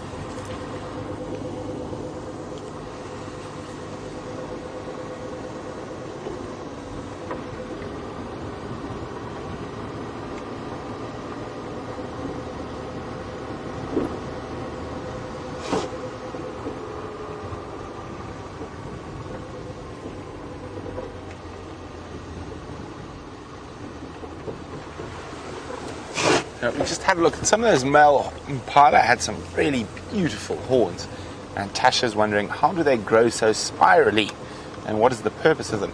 They've probably developed in that shape, or evolved into that shape, Tasha, for their main purpose, which is fighting. So those are not used in defense of themselves against other animals like lions or leopards. It is used to compete for mating rights with females. So you'll find that they lock horns, so they can lock horns, and there'll be a bit of a reason would be possibly with that shape is that they might not stab or kill each other as easily. So of course they want to win, but you also don't want to get a sharp point in your neck. It does happen, of course, and that's why you find the males with the bigger horns are quite often more successful when it comes to breeding, because they are able to subjugate the other males in a fight.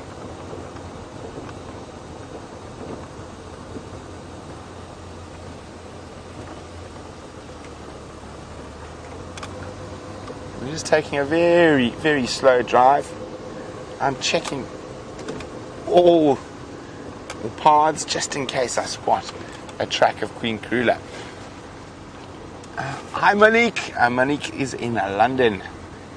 Monique has asked me a bit of a sad question. Has anyone seen Nelson recently? And for those of you not sure who Nelson is, Nelson was the one-eyed, one-horned impala with one ambition, and that was to avoid Karula. But unfortunately, I haven't seen Nelson in over a month. Jandre? No, a sad shake of the head. I think poor Nelson might have succumbed to his disabilities.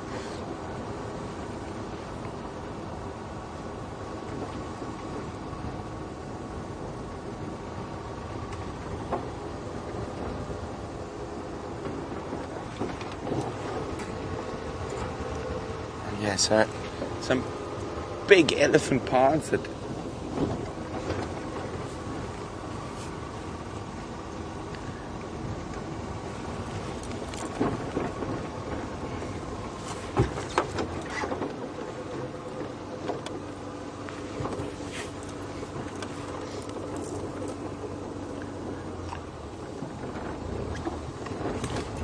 Hi Patricia. Patricia's wondering, why are some impalas in herds and others are alone or in pairs? Patricia, impala are almost always in herds. Occasionally you might find a male off by itself, or two or three males in a little bachelor group, but it's very, very seldom you'll find a male and female pair. So there might be other impala we can't see or deeper in the bush, but they are a herd animal. They're very, very unusual to find them by themselves, or unless it's a single male, or in a pair of a male and female. So during the rutting season, which is the breeding season, the males will fight over groups of females, and in that time you have big bachelor groups of males that stay away from the female groups, or chased away from the female groups by the dominant males. And then when you do find it at this time of the year, when the rutting's over, there's no competition for mating, most of the females will be pregnant, the estrus cycles are over, you will find there, like we've just had, males and females in a mixed group. So male impala are only really territorial over their females during the rut.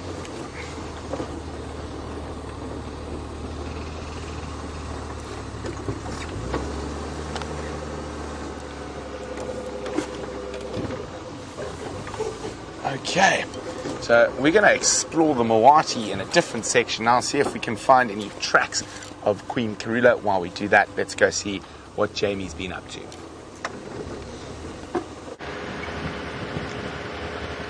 Oh, while Brent looks for Queen Karula, I'm looking for our two missing lioness. They have to be somewhere around here. It's just a question of where they may be. So I'm doing a sort of a bumble around, see what else we can spot, and at the same time keeping an eye out for any tracks of those lionesses. Unfortunately, after rain, the initial stages are perfect because, of course, an animal walking in really soft sand is guaranteed to leave a track. But after the rain, the dirt becomes quite hard and it becomes more and more difficult to spot the tracks. No problem, enjoy. Sorry, just Candace letting me know that she managed to find the lions.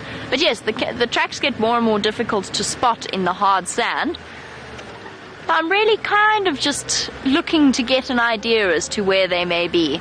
I'm going to drive along some of their favorite spots, check all those areas, head across to Buffelshoek Dam as well. Maybe they will make an appearance there as it starts to get a little bit cooler. And it really has truly been a beautiful day. Everything feels clean, like it's been washed. The dust has all been washed away by the rain, which of course it has been. Apparently we had 12 mils of rain last night, which might not sound like a huge amount, but is definitely far more, probably more than we've had in the last few months combined. And we're definitely happy campers out here in the African bush, except for the fact that my booster seat isn't, sorry, hold on. My booster seat has collapsed in the middle. There we go, feel a bit better now.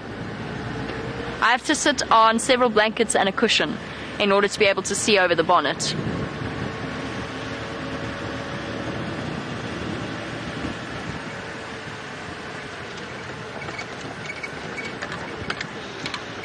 Mark Kim has asked a very salient question. Mark Kim has said, well, really love the show, but is there any reason why we don't see giraffe? No, there isn't any reason why we don't see giraffe. We do actually see giraffe on a relatively regular basis. However, I do feel that we've had less giraffe sightings than we've had recently, and I don't know if that's not because it is so dry here. Perhaps they have moved to areas where there's slightly more browsing potential. But that doesn't really make sense, does it? Because the elephants are all here, the whole of this area is in the same boat. There's not really that many places they can go in order to find more food. So I think that I think it's just pure coincidence. We happen to be on a sort of a downswing in terms of giraffe sightings. We haven't seen that many. The last person who asked for giraffe was Shanae's sister Tiffany, and we managed to deliver upon that. Just we got lucky and we happened to find some for her because she absolutely loves giraffe. And by the way, I don't know if Tiffany's watching or not, but if Tiffany is watching, I'd just like to say a really huge thank you for the drawing. I did get it and I absolutely loved it, so thank you. That was incredibly kind of you.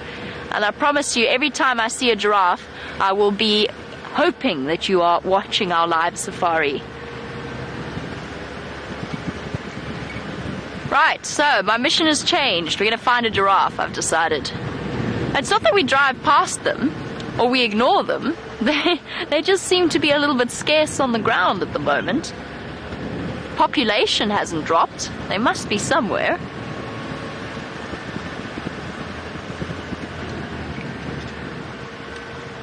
And certainly so should the animals be. I'm not going to force poor Dave into a bird challenge. I think he did lots of birds yesterday with Brent, didn't you, Dave? Yes. Okay. We'll stop for the very exciting birds.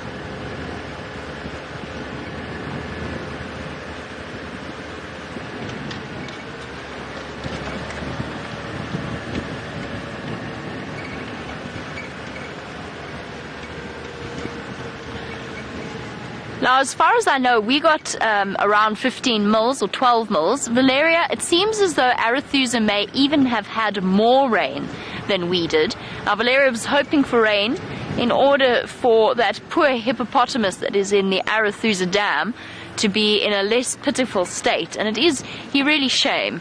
It is tragic to watch. He's basically just stuck in mud rather than water. Valeria, apparently they had even more than we did. I don't know exactly how much they had. Breeding herd here, or is this just buffalo bulls? I think we've come upon a buffalo breeding herd. Let's see.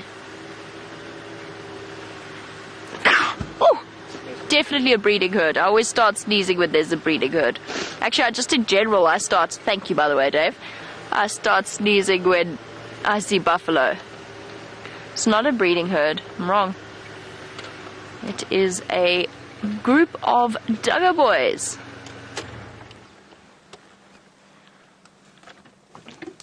The name given to these buffalo bulls I'm trying to shift around on my booster seat, which has suddenly become very uncomfortable. The buffalo bulls that move about either on their own or in small herds.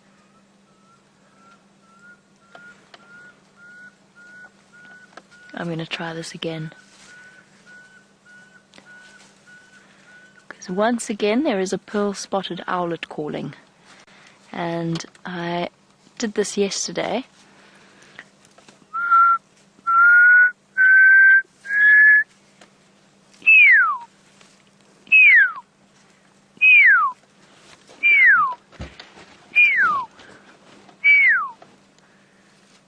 Yes, no? Okay, so what I'm doing is I'm actually talking to a tiny, tiny little owl, bigger than the size of my hand. And by the way, I know that this is a word that is very tricky in a South African accent. I'm saying the word owl, O-W-L. For some reason, it is something that South Africans don't say with any clarity.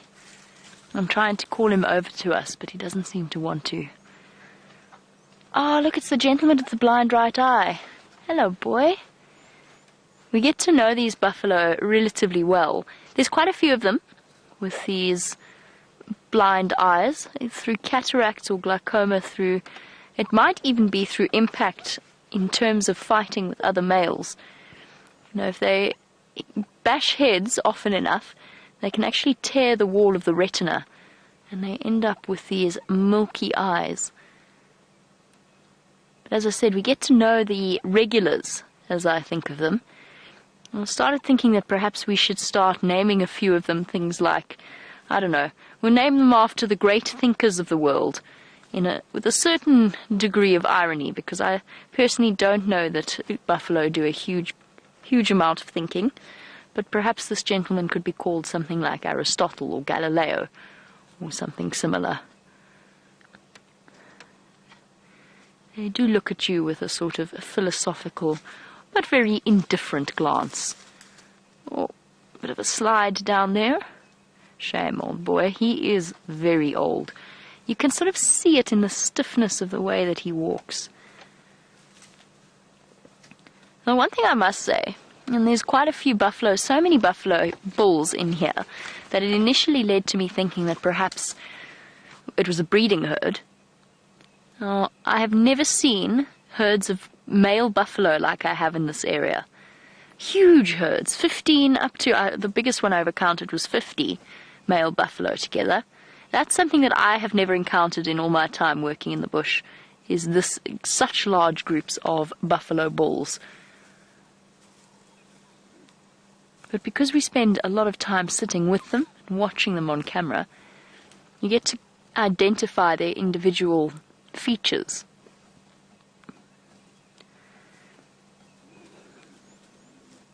He looks like a Newton to me. Perhaps a Newton. The other gentleman can be Einstein.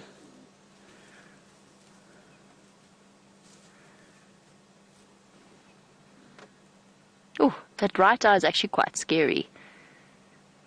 There's one buffalo on Arethusa on the far western edge. He often goes into Elephant Plains. And funnily enough, individually, myself and several of my guiding friends that are outside of the WildEarth team, we all feel as though he's got something absolutely terrifying about his expression. He really, really does look scary. And he's also got a blind eye. And there's something about it that does make him look particularly unsettling. Shame. This buffalo, they are starting to lose condition. And this buffalo, because he's quite an old boy, he's one of the first to start showing signs of malnutrition. Bones sticking through a little bit. It sort of goes back to what Valeria was saying. I mean, this rain was wonderful, and hopefully it will start to help out our poor hippopotamus in Arethusa Dam. But I don't think so. It's going to be soaked up by the thirsty earth. There might be a few more puddles for our hippopotamus, but it's not going to be enough to fill the dam overnight. And certainly not enough to bring or improve the quality of the grasses a huge amount, unless this keeps happening. Maybe a couple of rains like that in the next few nights, and we will see a change to the vegetation. I'm seeing a lot of browsing buffalo at the moment.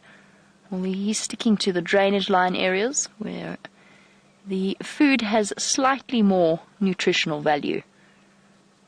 So these basically dried up river systems. Hello, buffalo. Have you by any chance seen two lionesses wandering about?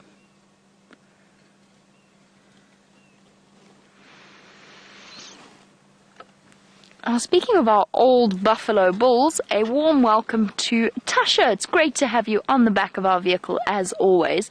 Now, Tasha would like to know at what age buffalo stop breeding. I don't know, to be completely honest with you. I don't know completely. My guess, look, buffalo bulls generally don't live much beyond 15 years of age. A buffalo of 10 is starting to approach old age, but with most male animals, this buffalo bull is probably still perfectly capable of reproducing if he comes across a female. However, he may not be able to compete with some of the younger, stronger males that are in better condition for access to a female in estrus. Sorry, boy. No offense meant. Don't take it personally.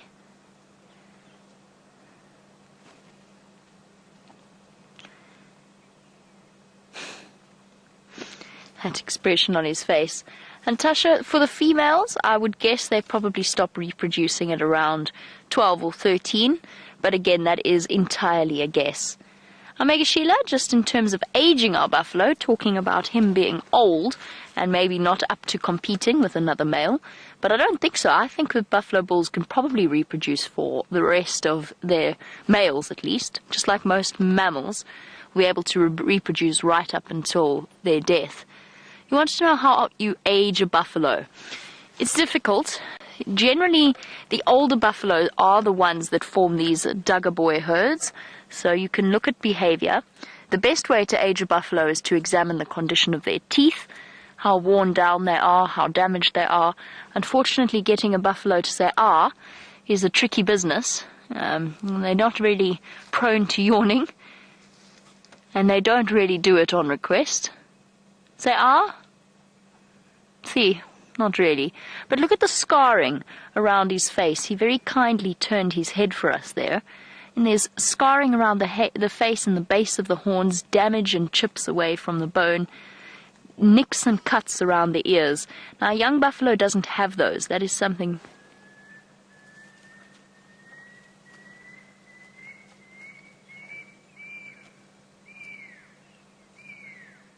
We're in the middle of a shout-off between two pearl-spotted owlets.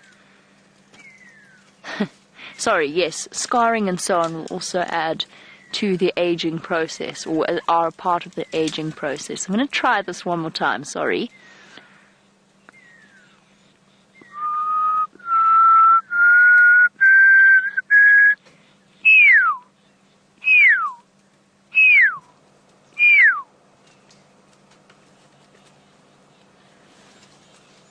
Come on, owls. Come say hello. Pearl-spotted owlet is my favorite owlet. Well, my favorite owl, actually. They just look so angry. So grumpy. Much like buffalo bulls. Okay, boy. He has turned his back upon us. He's tired of being closely examined. I think we're going to move on, since my owls don't want to come and say hello. And the buffalo is moving off. While we carry on towards Buffelshoek Dam, let's head across to Brent for an update on his progress this afternoon.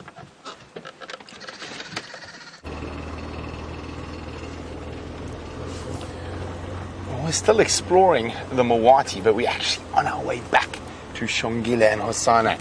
Isn't that exciting? I still wanted to do a check of the top sections of the Mawati to see if Karula's tracks didn't possibly cross.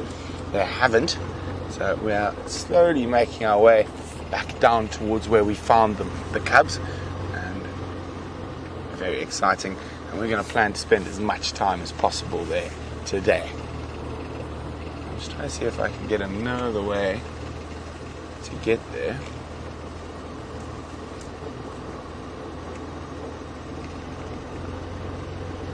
Okay, so we first spotted them just up here.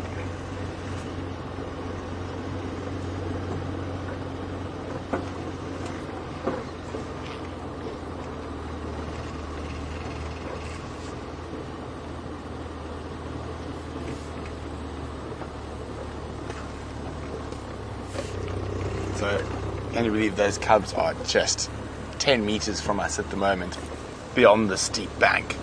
So we've got to go all the way around to get there. So I don't think we're going to climb up this bank.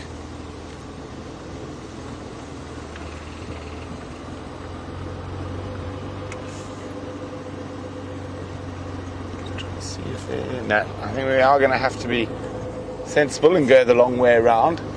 Doesn't look like any access points from around here.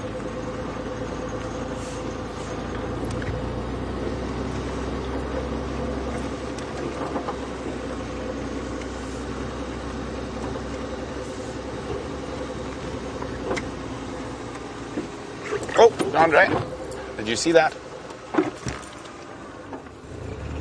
Sorry, I'll get it, Andre. Now we're right next to one of the main access roads, and occasionally litter does accidentally fall out of vehicles. And then sometimes I've actually seen elephants pick up some of the litter and move it around. And I think that's what might happen here. Or actually, I think this was someone's water bottle, because it's full. Sip, Chandra?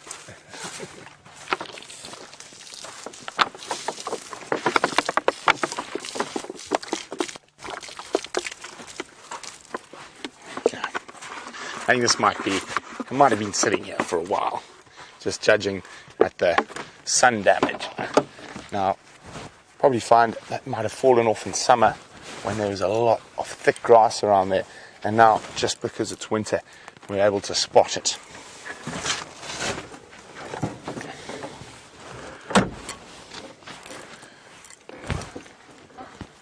There we go, ears back in. Golden light hour approaching. Oh, I think we've played this one quite well, John, there.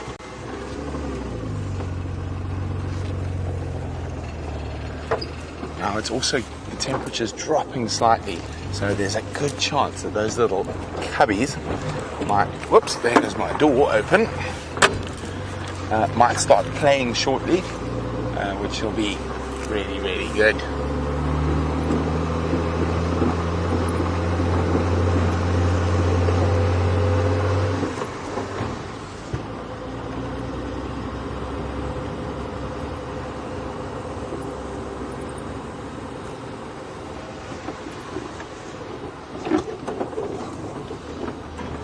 Yeah.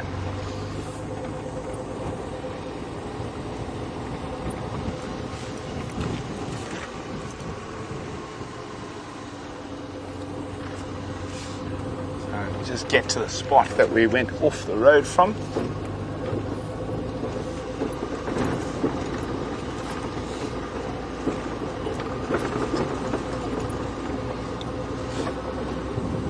Now, the other thing that could be quite exciting that might happen by spending a lot of time with these cubs is the fact that Queen Karula herself might come to join us. So I'm just going to wait for the other vehicle to come out. Pull over to the side. So we're going to have to do a bit of bundu bashing for the next little while. It is quite a tricky area to get into from this side.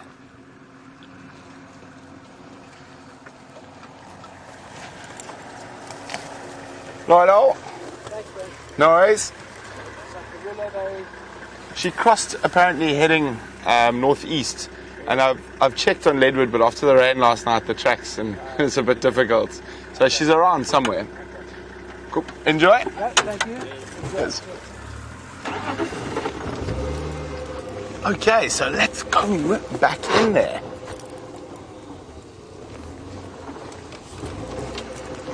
So, as I was saying, forgive us for any scrapes and bangs on the mic. We do have to go through some quite thick bush to get down there.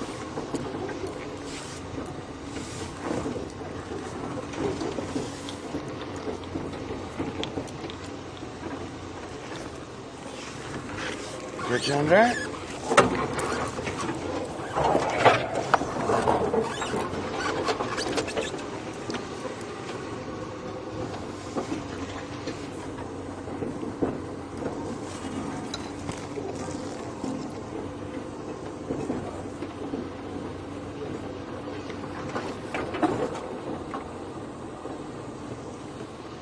Okay, still quite a way to go.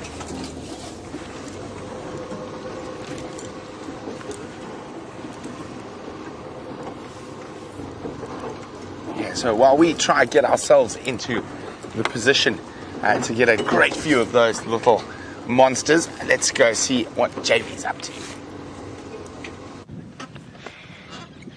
While Brent gets a position, this is now his catchphrase, isn't it? For all cubs, great and small, or all cubs spotted or otherwise, seems to be monsters. They're either fuzzy monsters or delectable monsters. The delectable? Would we call them that? Anyway, moving on.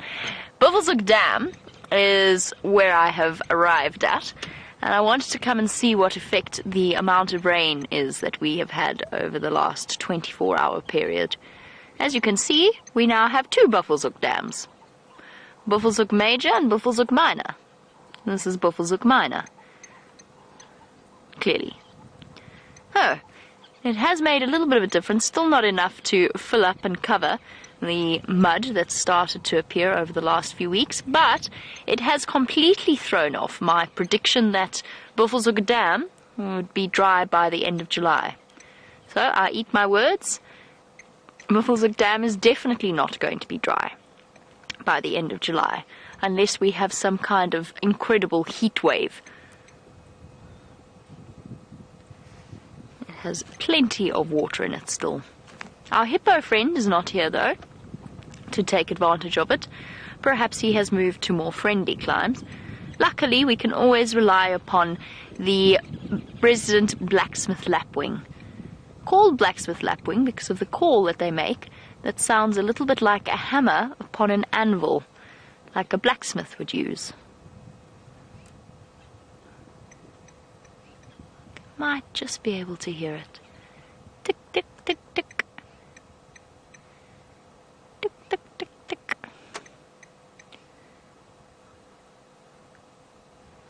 Otherwise, surprisingly, I was kind of hoping for a herd of elephants or something might be coming across for a late afternoon drink, but it all seems to be incredibly quiet at Buffelshoek Dam, apart from the blacksmith lapwing and the buffalo weavers that are chirping merrily away as they build their nests. And so we shall carry on and see what else we can find.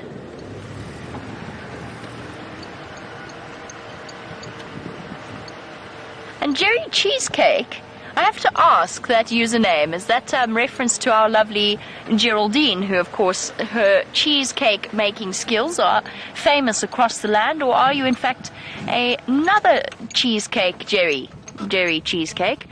And Jerry Cheesecake, oh yes, I do remember, I stopped at the lapwing. I knew there was a reason I stopped. Our lapwing is now sort of down closer to the dam wall on the edge of the water over here. Or we can have a look at the three-banded plover. That equally answers my question. Sorry, Dave. Oh, we do this to our cameraman all the time. That was 100% my fault. But it does actually, either way, answer Jerry Cheesecake's question, because we have two members of the same family. Well done, Dave. There's the one we're looking at. Two members of the family that... So Jerry Cheesecake has said, I thought the blacksmith lapwings were renamed plovers.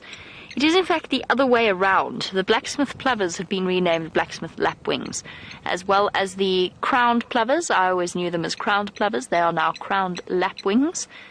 And the Senegal lapwings have become Senegal lapwings instead of being called, I think they were the lesser striped, or the...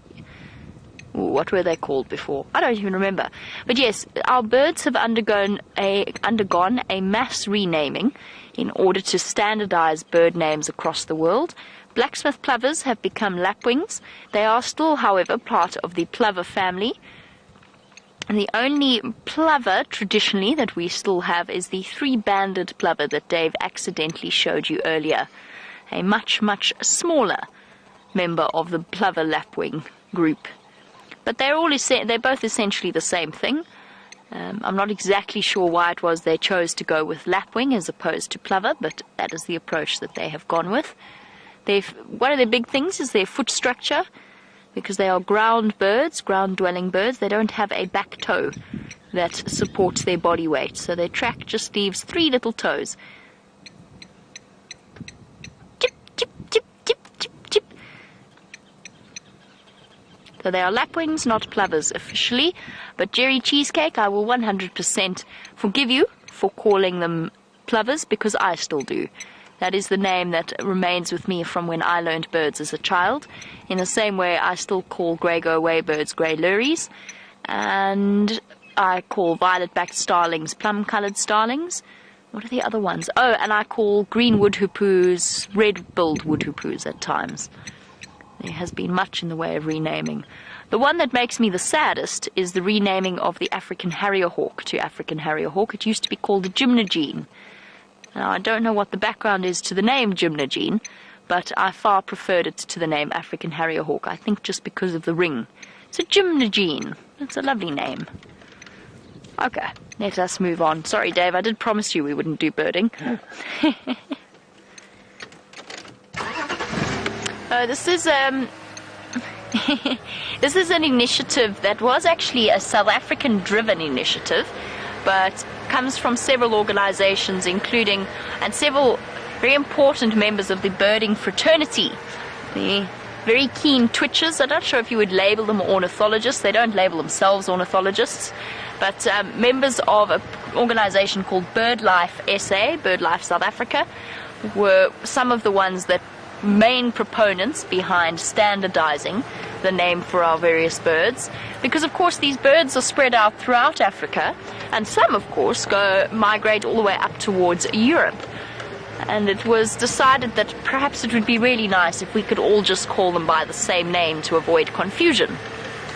Now, not all countries have accepted it, and certainly not all people, such as myself, have accepted it. The grey-go-away bird will forever, in my mind, be a grey lurie. But some of it does make sense, because, for example, the grey luries, the grey-go-away birds, are not luries. They're more closely related to plantain eaters than they are to luries, which created, I suppose, with a name like that, it does gear us towards an untrue perception of their evolutionary background and their family background. So I suppose it does make sense. Just because I don't want to accept it doesn't mean that it isn't right.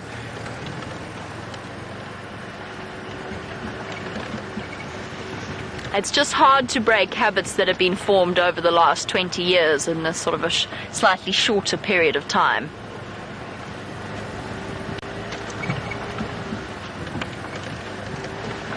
Let us find out how Brent's repositioning has been in order to get him another view of those spotty monsters.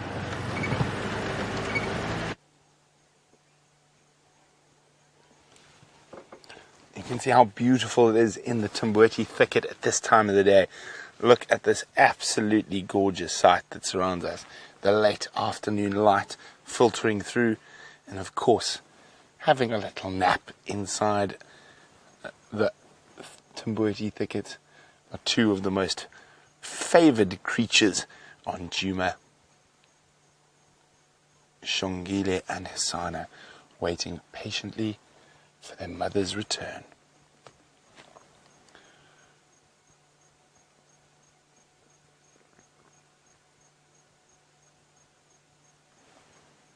Tired kitties. They might still start playing shortly. Sorry about the bumps, I just need to move. My knee's getting sore. It's touchy. There we go. Yeah, I'll try to sit still now. I can see Jean-Ray. I'm not even looking, but I know Jean-Ray's boring his eyeballs into the back of my head. Here we go. Isn't that just too sweet?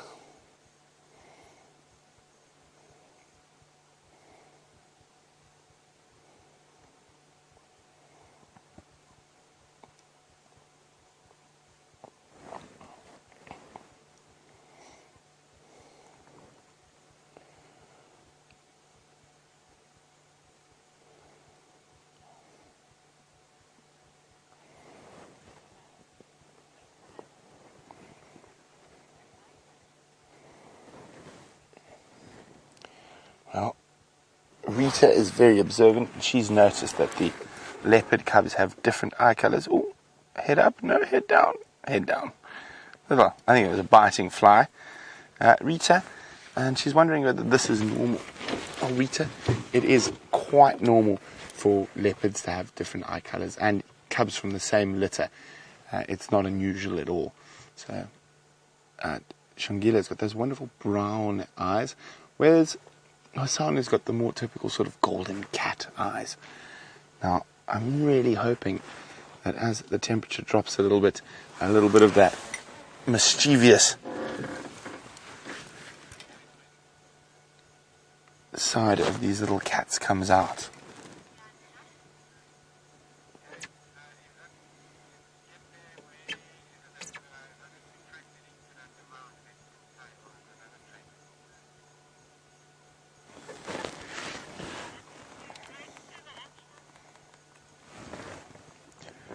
Look at that. You can see how the leaves and their coat sort of create similar patterns, and that's why they've got those incredible spots for camouflage. Oh, look there, look at the tiny little paw.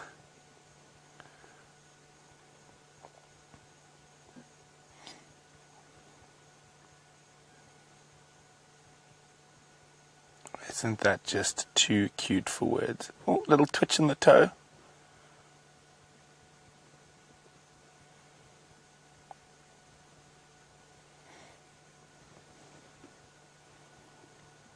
Come on, guys, it's playtime.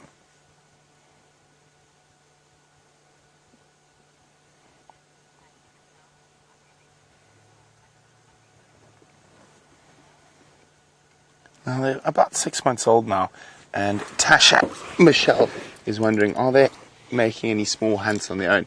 Probably so far just insects, maybe the odd gecko or lizard or field mouse, but from this age on they will start maybe possibly catching birds like francolin or even a guinea fowl, monitor lizard, but they still probably got another good 3 months or so of growing before they could really tackle anything bigger than a little bird. But it all depends. They could grow very quickly. It's going to be very exciting to watch, and hopefully, fingers crossed, imagine if we hear for the first confirmed kill that one of these little guys makes.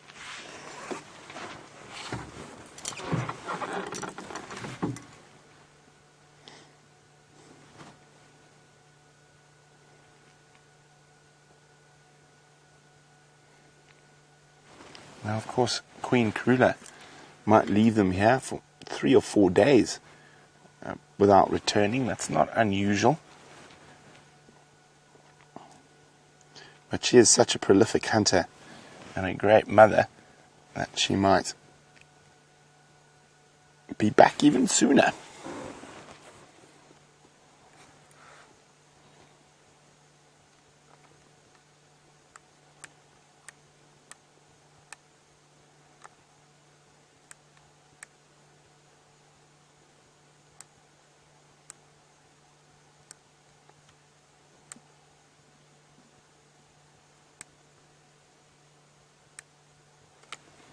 So peaceful here in the Timbuti thicket.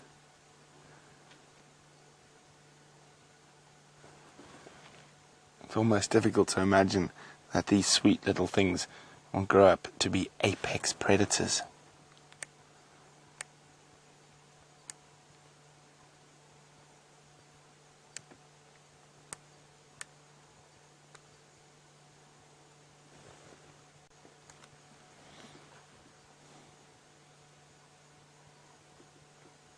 We can see some bugs catching the golden light in the screen there. Of course, those bugs probably only hatched this morning after the little bit of rain we had last night. And there we can see that true African golden light coming into this little Timbuti grove that we're in. Some really great place for these leopard cubs to hide. Lots of trees around so that they can scamper up, and lots of small straight stemmed trees, which is what you really want if you're a little leopard cub. You don't want something that a lion or a male leopard might be able to climb easily.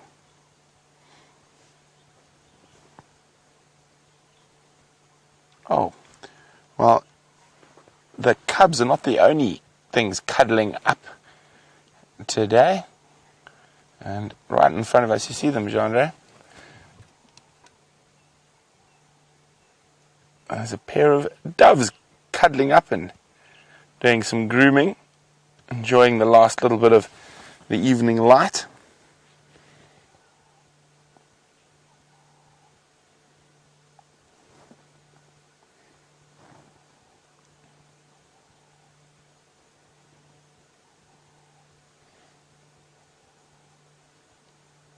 There we go.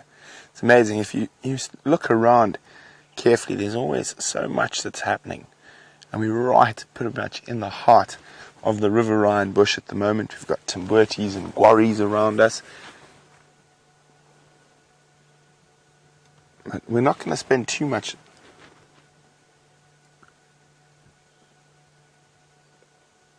time now. We're going to leave shortly as the sun starts setting because Mom's not here.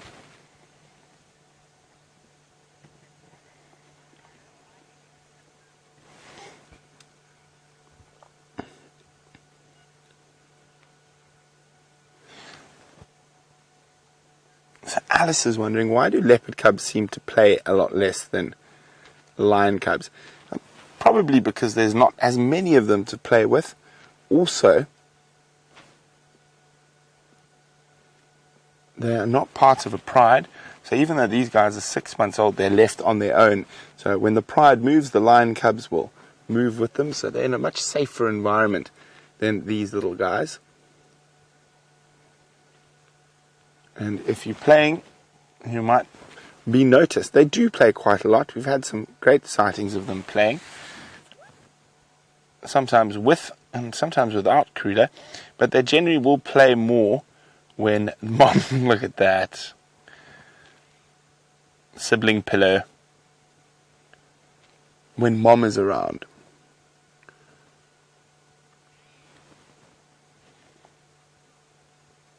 Oh, just tired kitties.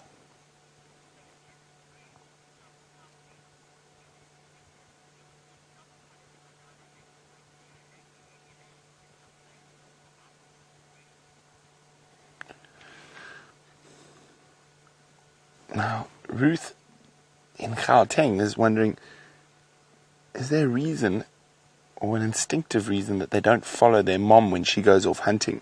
Or is it learnt behavior? Well, they get quite severely chastised by the mothers, snarled at, growled at, when she doesn't want them to follow. But when she does want them to follow, those sort of encouraging little ow, ow, and little calls and chuffs will sort of let them know that she wants them to follow, as opposed to as Ruth will understand, a mond vol tande.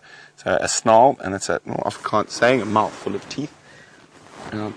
Can be used for a different way as well. Someone can't get their words out, but I think in a leopard's case, if she shows you a mouth full of teeth, she's not too happy with you. So I'd say we've got maybe 4 minutes left here.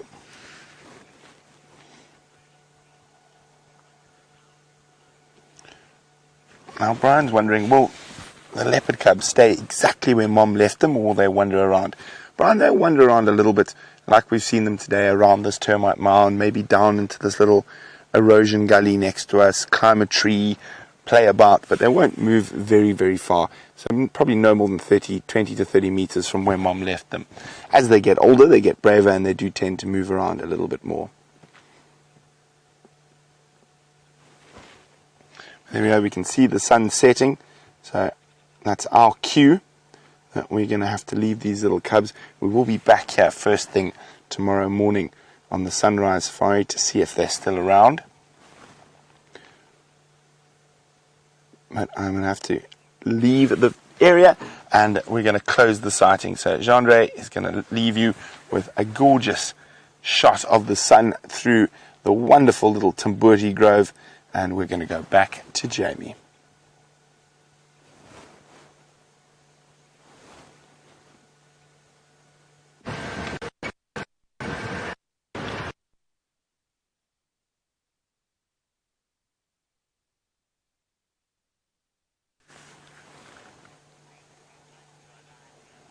Well, from the gorgeous shot of the sunset that John was giving you to another gorgeous shot of the sunset, unfortunately, Jamie found a gremlin as the link happened.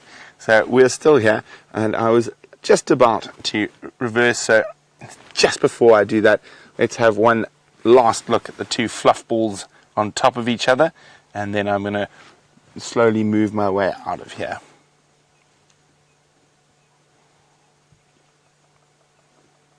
Look at that, just too sweet.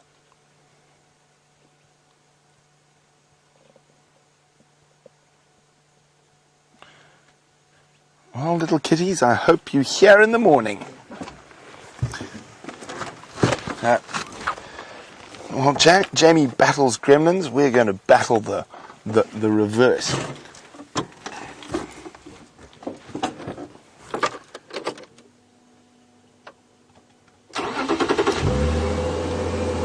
They didn't even move their heads. Too sweet. Okay, so apparently Jamie is back, so we're going to go to her while we try get out of this beautiful little Tambuti thicket.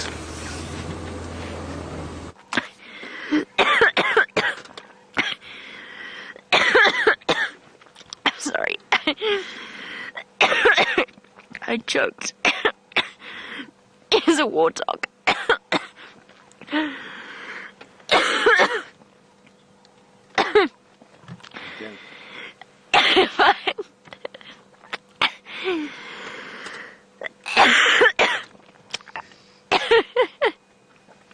Ouch. Okay. I think I'm back. There's a big warthog over there.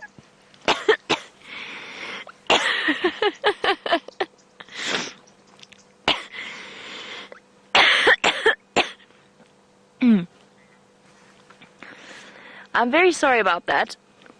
Just before Brent sent you across to me, I took a huge sip of water, and then I tried to swallow in a hurry so that I could tell you about this warthog. And so far I'm doing a marvelous job of it. I'm just going to wipe away the tears that are now streaming down my face. And our warthog is gone. So, all in all, that didn't work out exactly as I planned it to. You know when you have one of those choking moments where you actually can't get the air in to cough it out? Okay, I think we have recovered and the warthog's gone completely. I'm so sorry. Oh, there's a kudu there. There's two kudu there. There's actually quite a few kudu around Nyala Road North. Okay. I have recovered myself. I'm now going to take a genteel sip of water to try and soothe my poor throat.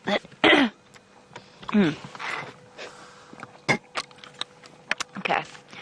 So, note to self, no drinking water and trying to talk at the same time. It doesn't work. And it ends with all of your animals disappearing off into the distance. Luckily, we've still got some kudu around.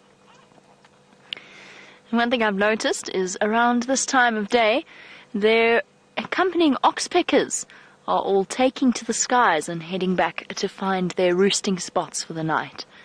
It's a lovely, lovely time of day to be out in the African bush, especially down. Nobody's driven this road since the rain. We're on Nyala Road North, and it's just absolutely beautiful down here.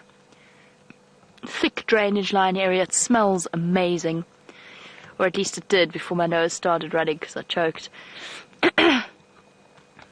Really is stunning. Okay, that trauma is behind us. I think we shall move on and see what other things we can find, because that didn't go terribly according to plan, but I'm okay. I'm okay.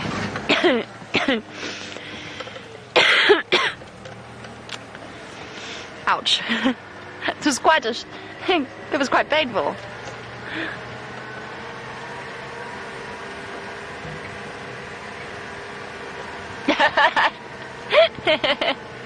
MMG says, Jeepers, I wasn't meant to eat the black screen gremlins. Sorry, MMG. I thought it was the best possible way, of dealing with that particular situation was to try and swallow them. Unfortunately, one thing we now know about gremlins, they cannot be swallowed. They will stick in your throat. Okay, I am recovered. I can't even remember what I was going to tell you all about. It's due to oxygen deprivation. My brain is now oxygen deprived. But that's okay. All is well. Sort of. Absolutely, MMG. Note to self, no more attempting to swallow gremlins as a way of getting rid of them. Right, well, on we go into the African evening. What I was going to say is it's a beautiful time of day to be heading out and about. Who knows what might be lingering in the darkness or the impending darkness. On these beautifully cool winter's evenings, there's a hint, just a hint of spring in the air. I think it's probably just from the rain, but it feels as though there is a hint of spring in the air, and it's an absolute pleasure to be out here. It's not too cold just yet. It will be a little bit chilly. And Jerry Connor, lovely to have you on board with us on this African evening here in the African bush. The sun in midsummer will set. How's this, Dave? This is a good spot, or should we go back a bit? A good spot. Well, we might as well look at the sunset whilst watching the sunset. The sun in midsummer will set just sort of around 7:30. No, maybe about 7:15 in our summer evenings. So our show in midsummer changes times, and we start an hour later and continue on to 7. The pearl-spotted owlets are still calling. So at its very highest point, that's around when the sun sets. And it's such a lovely time of year. That, of course, makes our days a little bit longer, because we also start the morning safari an hour earlier, sometimes even an hour and a half earlier, right in the middle of summer. Getting up at 3:30 or so in the morning and heading, or 4:45, and then heading out at around 4:30 to find, because the best time to be on a safari out here is in first thing in the morning or in the afternoon as it starts to get dark. It's the best time for seeing all of the animals, because you get the nocturnal creatures as well as the diurnal animals either waking up or going to sleep. Now, my favorite time of day is first thing in the morning. It carries with it that excitement and expectation of a new day, and sort of transports me back to being a child, when my parents and I would get up really early to go and visit the Kruger National Park. But this is my second favorite time of day, particularly in the summer when you've got the scent of the flowers and the plants.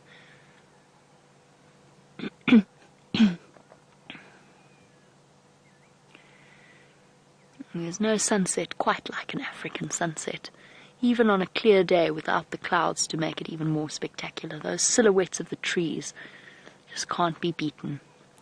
Dave, that's your favorite tree, by the way. Oh. the injury-inducing tree.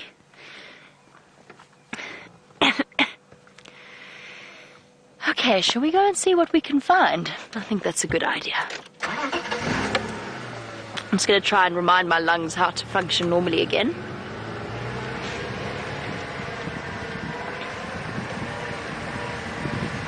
Where to go?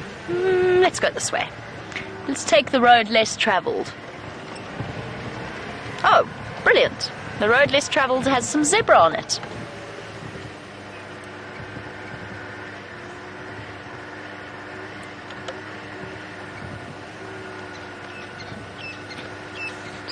They're in an awkward position because they're right next to a termite mound. And what that does, it's very important to, you get a feel for the animal's spatial awareness as well as your own. And what you become aware of is what's next to them and around them and how trapped they will feel if you come racing around the corner, which is obviously not what we want to do. And we're coming through nice and slowly to give our zebra plenty of time to move and not feel uncomfortable. Hi guys. Oh, what a lovely picture.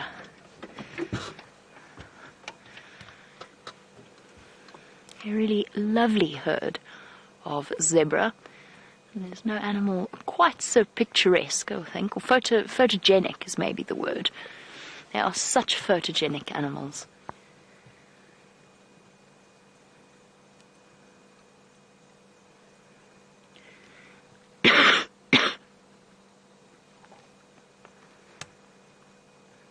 And we've got, actually looks as though we've got a bachelor herd with us. And not a breeding herd as I first thought, or a harem. Looks as though it's a group of males, stallions, grouping together for comfort and for company, more than anything else.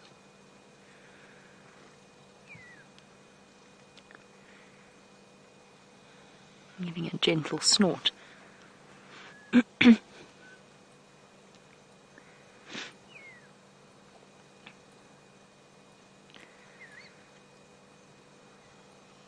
Really lovely time to just stop and listen to the sounds of the bush.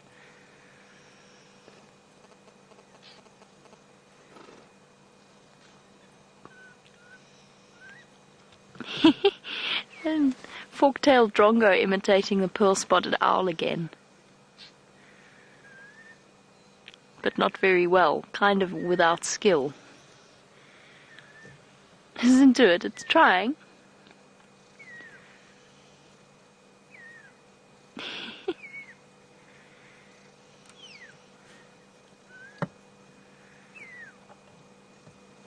Almost stronger. Keep trying.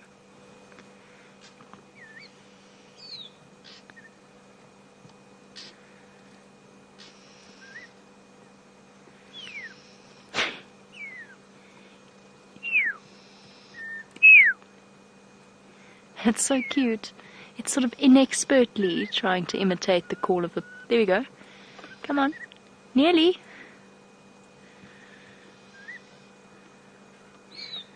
Oh, no, that was completely off.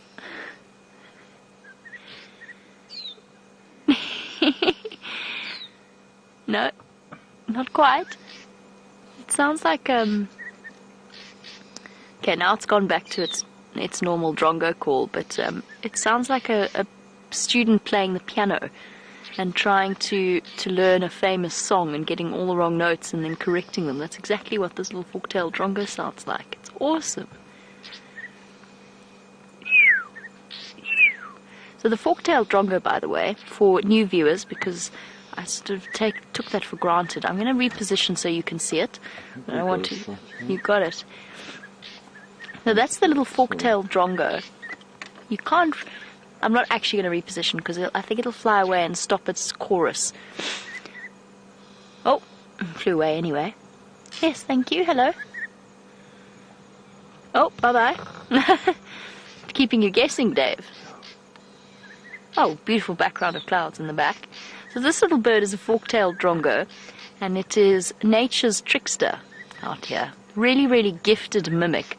And one of the birds I've noticed them imitating a lot, we had this yesterday on the sunset safari as well, is a pearl-spotted owlet, because they're calling a lot at this time of day, and in winter they're particularly vocal during the day when the drongos are awake. And that, I think, is why they're imitating them as much as they are.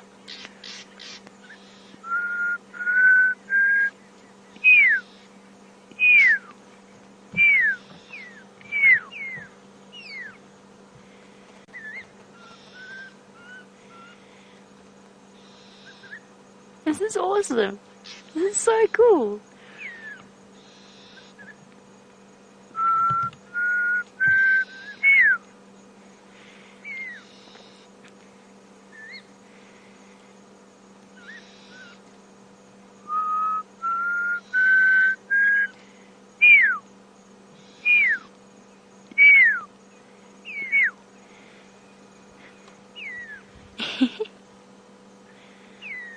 This is so cool. This is a totally wild bird doing a totally different call to its normal one. It's imitating the whistle of an owlet, and it's responding to me calling to it. This is absolutely fascinating. I'm really enjoying this. Sorry, I'm now having a ball.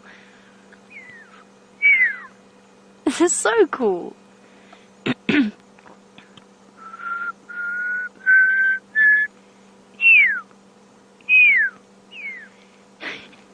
This is awesome. Okay. Sorry, I'll stop now.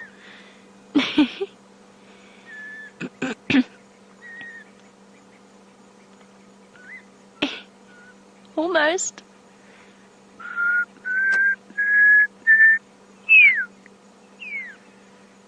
This is a call and response game. Almost.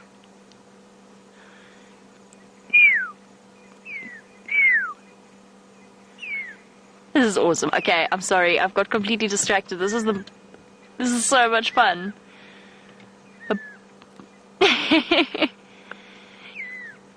They're such amazing little birds. That is so clever. I shall call you Brian.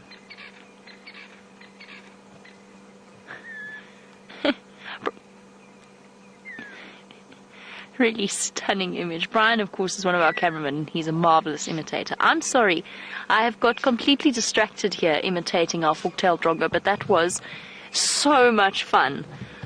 The little joyful moments and the connections that we share with these animals in such a fleeting moment. It's so much fun. Alright, I'm going to stop whistling at birds and carry on, search for things to show you. In the meantime, let's head across to Brent for an update.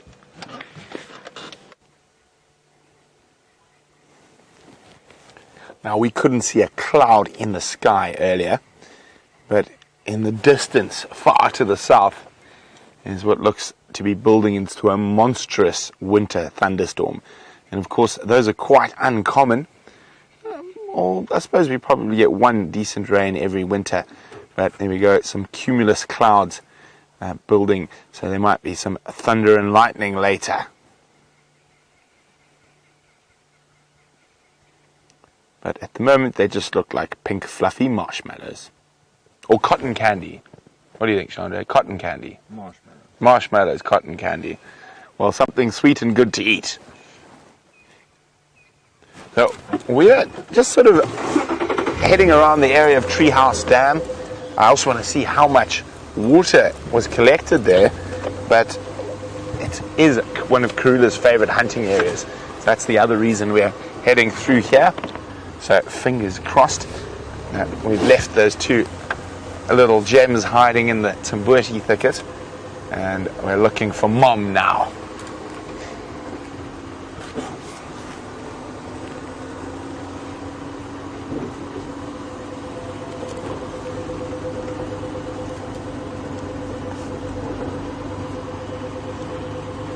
Temperature's dropping quite quickly. And I think I might be looking for another jacket quite soon, but we're nearly at Treehouse Waterhole.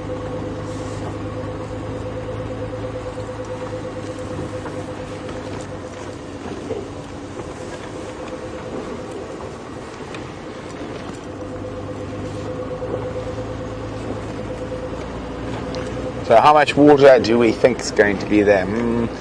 I don't think too much, although this has one of the water holes that's got quite good catchment. And it has a high water table. This is the area where the elephants do dig for water still sometimes.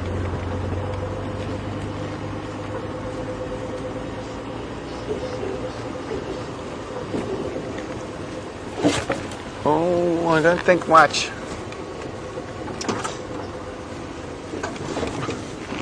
A puddle, a large puddle, and we could almost jump across it.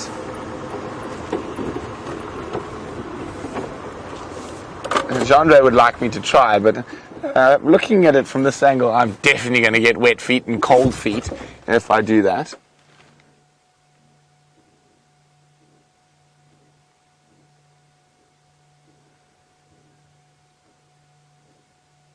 It's always good at this time of the day to just sit quietly for a second and listen.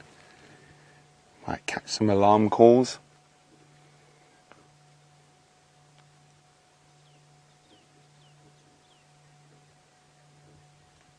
But not much, I'm afraid. So we're going to keep moving on, see what else we might be able to find. And remember, we're on a live African safari. And if you have any questions, pop us an email, questions@wildearth.tv, or use the hashtag SafariLive on Twitter.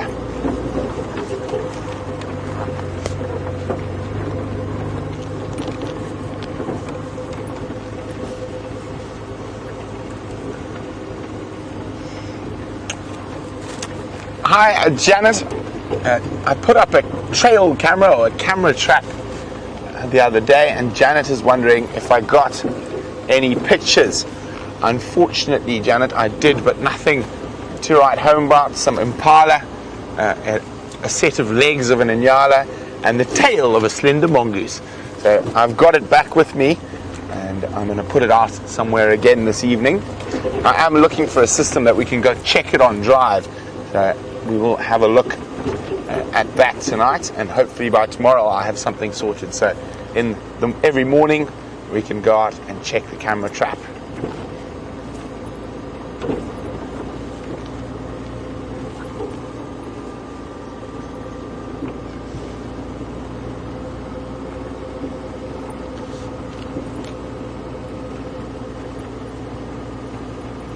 It's a lovely, crisp, clean smell in the bush, which is quite different from what we've been experiencing for the last little while with all the dust, and quite nice to breathe in without clogging one's nostrils with half of Africa.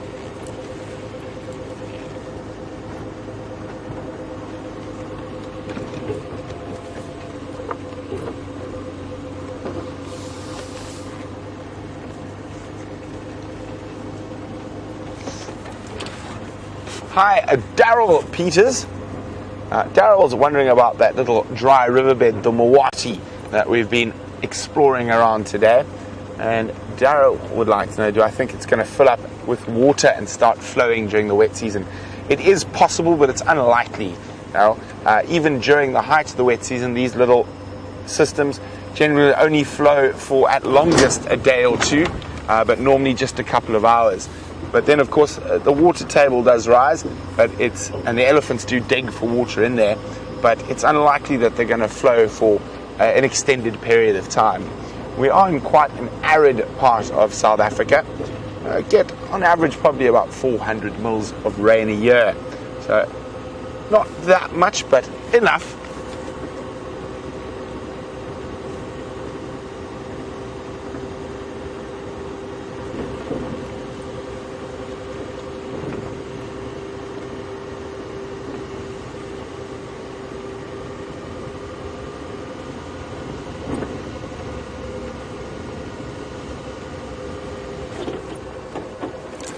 What was that?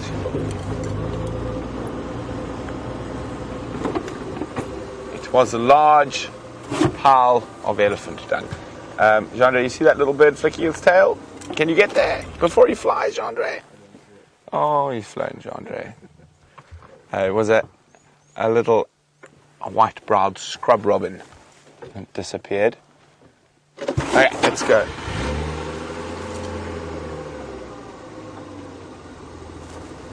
Okay, we're going to keep meandering about, looking for Queen Karula, the dominant female leopard of Djuma. While we do that, let's see how Jamie's endeavors are going.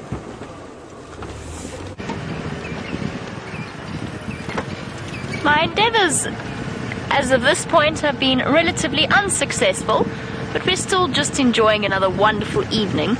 I'm hoping for a porcupine. I say that every night because I figure if I say it every single night, statistics seem to sort of weigh in my favor of eventually getting it right and finally having a porcupine sighting. I'm just going to keep talking. Well, apparently not. I'm just going to keep mentioning porcupine each and every evening in the hope that at some point one materializes. I am actually quite hopeful because I think that the rain that we had last night might stir some of the nocturnal creatures out of their hidey holes a little bit earlier. We can but live in hope as we trundle along. Perhaps a bush baby as well. Throw in an aardwolf to the mix. Haha, maybe. It's possible. There's nothing to say that we couldn't see an aardwolf. But I will also settle for some hyenas. So I'm heading back to the site of the kill. I know that it has gone. Brent found that it was no longer there, but I'm going... Franklin shouting. I'm going to go and investigate just in case some hyenas decide to come wandering around. Just because I was ever so slightly jealous of Brent this morning and his wonderful hyena sighting. I haven't really got to see how our hyenas and what feels like forever. I'm really hoping some of them might have decided to stick around. Now let's go and see what we can find. Just unwrap my spotlight from the various radio cables. There we go. It's at that half light time, that grey bush light, that at this point the spotlight isn't really all that useful, because if you use it then you then you actually just highlight the bushes right next to you. And if you don't, your eyes have to really struggle and concentrate and try and see what might be hiding away. Dave, do you know where this kill was? Weaver's Nest, which we're about to hit. Left or right? Right, thank you. And these off-road tracks?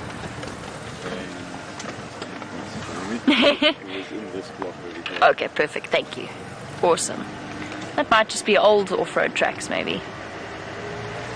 We've come down from this, from Pangolin track. Yep.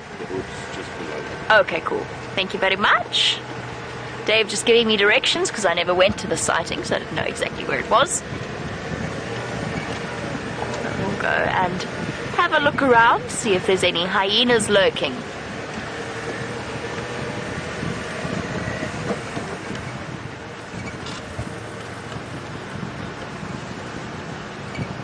We're not going to go right into the kill, since it's a little bit of unnecessary off-roading, especially since we know that it has gone, it's been dragged off. We're just hoping that the hyenas might be lurking in this area. And of course there's still 2 missing lionesses to locate as well.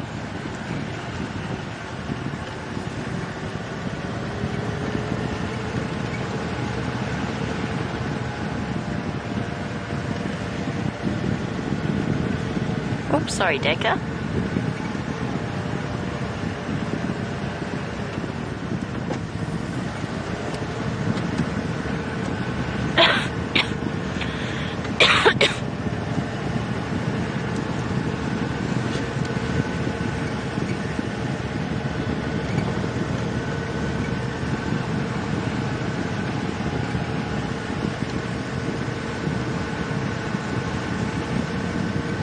Sorry guys, I'm just listening to updates on the Game Drive channel as well.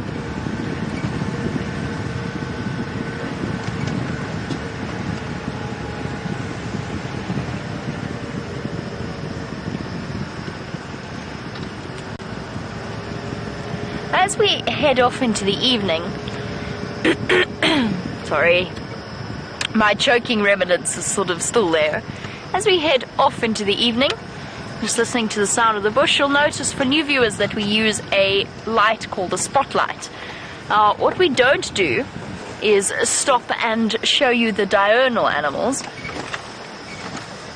That can't be Brent. I thought he was going in the opposite direction. Huh. Well, in that case, we shall avoid going that way, since Brent has already been that way. I was trying to. Hello. Bye-bye. We'll go a different direction then. If Brent's already checked that area, there's no point in both of us heading across that side. I think he and I probably had the same idea, which was perhaps Karula might head in that direction as well.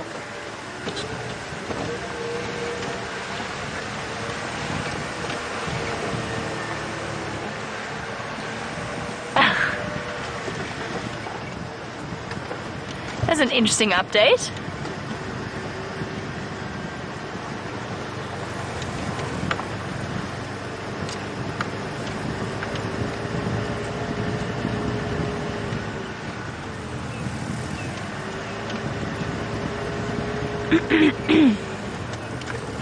Okay, sorry, I'm just listening to the Game Drive channel, which was the update that there is quite an angry elephant that is wandering about in Must, and I think we actually nearly encountered him last night. I could smell him all around the camp. I never saw him, but I could smell him. Very heavy must scent in the air. Apparently, Aubrey's just called. Now, if Aubrey calls, you must, because Aubrey's got years and years of experience. If he calls in on the Game Drive channel to say, watch out for that elephant, then you know that he is an elephant to be avoided. Fortunately, he is not on Djuma at the moment. He's up near Buffelshoek. Right, so Kim, returning back to our conversation of the fork-tailed, with the fork-tailed drongo imitating the pearl-spotted, oh, sorry, not Kim, Tim, entirely different name, Tim was wondering, he was wondering, as opposed to Kim, with our conversation with the fork-tailed drongo, what the purpose is behind that imitation ability. It's an interesting thing, isn't it? Because there's quite a few birds throughout the world that demonstrate that particular talent and skill. Now, one I think might be a survival mechanism. I can give you an example of how they use it, but as to why it has evolved, I guess it's quite useful. So one of the things that the fork-tailed drongo is famous for in the Kalahari is imitating meerkat alarm calls. Now, the fascinating and amazing thing about that is not all meerkat alarm calls mean the same thing. So the fork-tailed drongo has learnt which one means drop your food and run away and hide. Because some might mean come here, or look to the skies, or look over there, whatever they may mean. And what they do is the fork-tailed drongo gives that call, the meerkats drop their food, and then the fork-tailed drongo sneaks in and steals it. So that's one example of how it would be used. The other is something I've discussed recently. I only found this out while I was working at WildEarth, just doing some background reading. And that is that in order... Sorry, Dave, you're still in the car? Well done. In order to avoid being parasitized by cuckoos, in other words, having a cuckoo egg laid amongst their own clutch, the fork-tailed drongos can imitate the call of a big male cuckoo in order to intimidate all other cuckoos in that area. It's kind of a weapon of defense against, in order to ensure the success of their own offspring rather than that of the bird that is parasitizing them. I'm trying to think, and I'd actually love to hear from all of you, what other uses birds around the world put their mimicking skills, or use their mimicking skills for.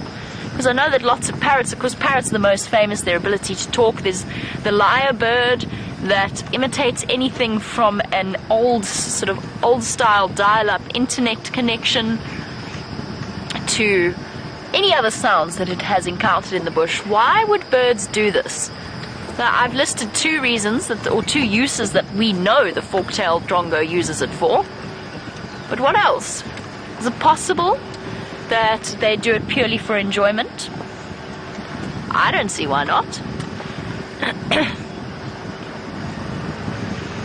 What is it in their instinct, in their makeup, that decides to make them? Because what use is imitating a pearl spot owlet? I mean, you know, if you want to go for the intimidation factor, maybe try something like, I don't know, a rose eagle owl, or a pearl-spotted owlet is a bird the size of my hand.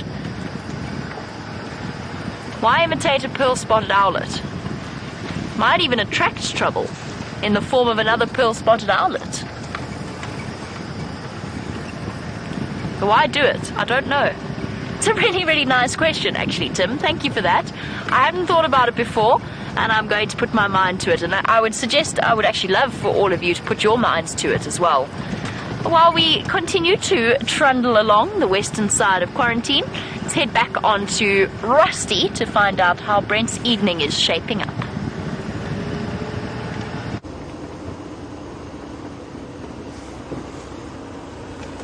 Well, we're heading back down towards the Wati River system that we've been spending quite a bit of time around today, and I am hoping that Queen Karula is going to pop up at some point.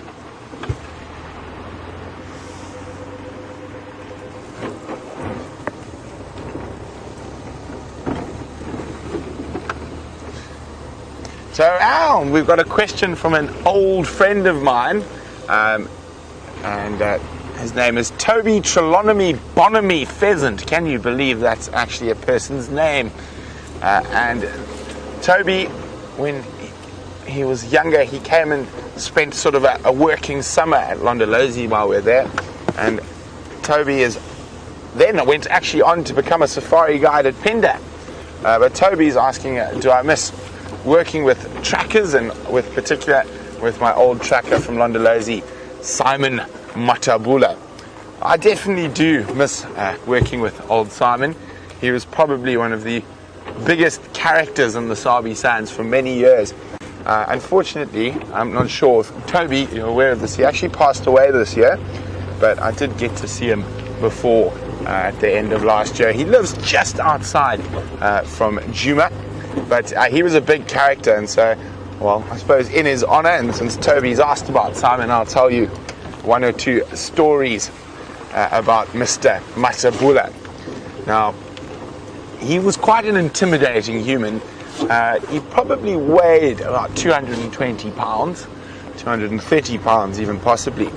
And as you know, and if you've seen the game drive vehicles as they drive past us, the tracker's seat is where our VR rig is. And Simon was not a small tracker, probably around 6 foot, but weighing that monster thing. So it used to take him quite some doing to get off the tracker's seat. And if you'd see leopard, it would be something like this, sort of try to rock himself and fall off the tracker's seat.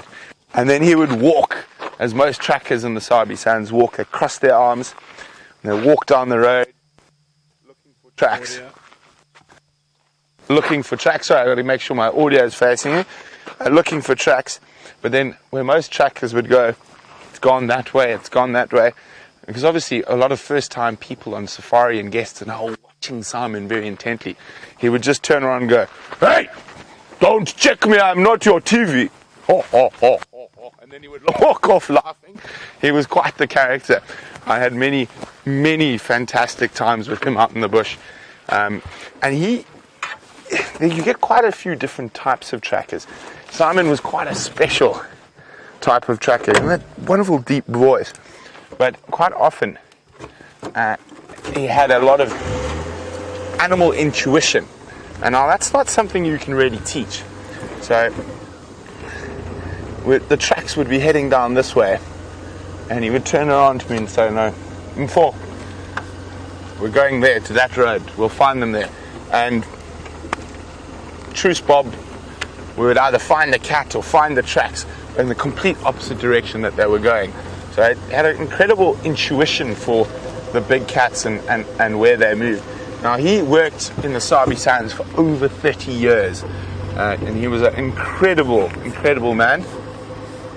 His wife also worked at Londolozi, Lucy, and he was an incredible character, and definitely one of the bigger characters that's lived in the low veld over the last while. Okay, now I'm sure I got it out just now. Put it back down. So many wires. Xongile's VR poles. There we go, Xongile. That's yours. That's Camops. Camops stays in. No, I'm joking. I can't see where the spotlights disappeared to. That's a radio cable. Xongile, did you move my spotlight? Negative. Okay, I found the cable, the wrong end of the cable. There we go. Ah, we have success. So I'm going to hit some of my favorite bush baby spots on our way back towards the DRC. Now, if there's any new viewers out there, I'm not referring to the Democratic Republic of Congo. I'm referring to the Juma Research Camp, which is where most of us stay.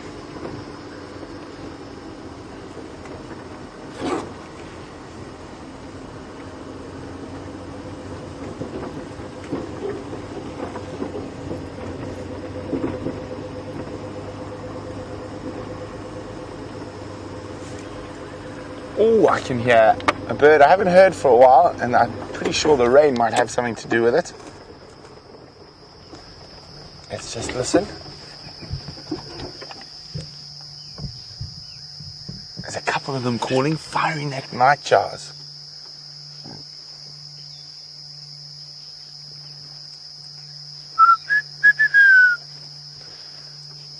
Good Lord, deliver us.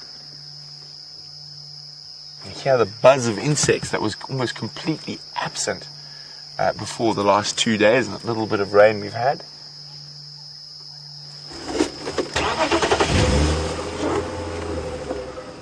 Oh dear. I haven't pulled out my ears. They are still there.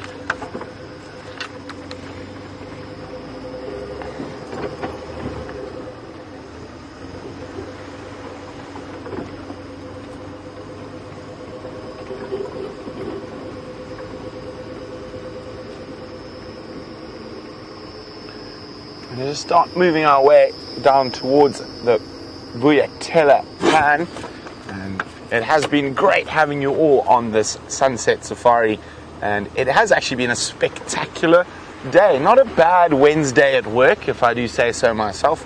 Wild dogs, lions and cubs, leopard cubs, hyenas feasting on the remnants of a lion kill, a few great raptors this morning. And the exciting thing is we get to do it all again tomorrow on the Sunrise Safari. So don't forget to join us. Keep sending in all those questions. We really do love hearing from you. And also remember to tell us where you're from. We've got people from all over the world. And well, wait, I got an owl. Look at this. The eagle owls have taken over the Wahlberg's eagle nest. So the Wahlbergs are seasonal. They've migrated away. And I've just noticed, I just suddenly saw, there we go. And they could quite easily use the Varro's eagle owl nest the Wahlberg eagle nest, while the Wahlbergs are away. Look at that. There we go. Varro's eagle owl. It's the largest owl species we get at Juma, the second largest owl species in southern Africa. Also, it used to be called the giant eagle owl. The only owl that's bigger is the Pell's fishing owl. Now, there's two things. It could be utilizing the Wahlberg's nest. We'll have to check here during the day. Or it could have seen a squirrel or small bird or maybe something to eat might have been around that nest and they've pounced on it. Just looking up a little bit. I'm trying to see what I'm looking at, but there we go. So we drive down this road very often and we know that nest exceptionally well. So it's definitely just noticed the nest had changed shape.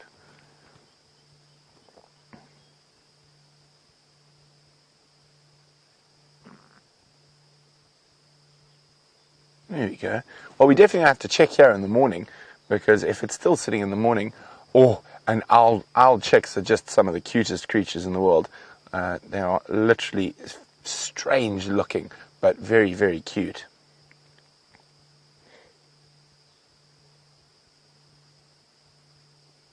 Okay, well, no wonder. If she is planning on nesting there, look at the silhouette. We're going to not want to spend too much time disturbing her on that nest. So as I was saying, from myself and Xongile, thanks again, and we'll see you bright and early for the sunrise safari.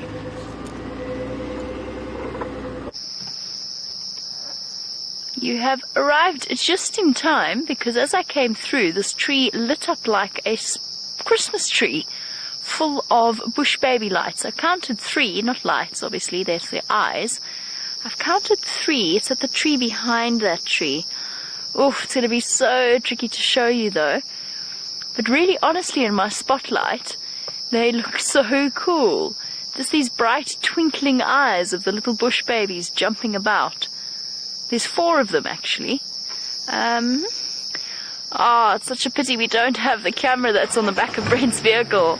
I'm going to try go backwards for Dave. Oh, such a tricky spot. So many of them. They must all have been sleeping in that tree together. And they're waking up now. Oh, no, I don't think I can do it. It's behind there. Oh, what a pity. Oh, well. Let's try from here. No. No. Oh. I think it's the only place I can... It's that tree at the back. I don't think we can get there. Did you see him jump? Yeah. Where'd he go? Oh, there he is. Oh, dear. Hopping about in the tree. You might be able to catch a glimpse of the movement. He's now in the middle of my spotlight. Oh, there's a whole load of them jumping around. They're all in this tree. The bush babies generally sleep together in their trees, or wherever they happen to choose as a suitable resting place for the night. You can see bouncing around, just the movement of the branches. I'm busy looking, trying to find one to show you, but unfortunately they are just that little bit too far. Oh well, it was a brave attempt. Just slightly off to the left, eh? That one. Yeah, just behind. Oh, there he goes. There he goes. Come on, bush babies, come this way, please. Ooh, bouncing far, but not closer, just along. Oh, hold on, now he's coming closer. Hold on, we might be able to get lucky here. I see you, little one.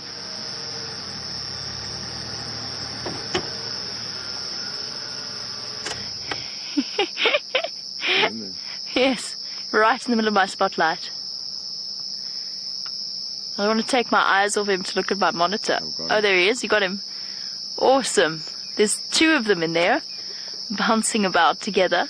Yay! We did manage to get the bush babies on the screen before the end of our sunset safari. Such adorable little creatures. The smallest primate. Tiny little nocturnal primates. Right, well, that's that, I think. Unfortunately, we've come to the end of our sunset safari, and it's time to do our thank yous and goodbyes, with all 3 little bush babies now collecting in this particular tree. We're going to say farewell to all. A big thank you to Dave for his fantastic camera work. Well done, Dave, in getting these bush babies, as well as to Rebecca and to Jerry and Chelsea in Final Control. Most importantly, a huge thank you to all of you. We love having you on the back of the vehicle each and every day with us, and we look forward to tomorrow morning when we can do this all again. Bye-bye.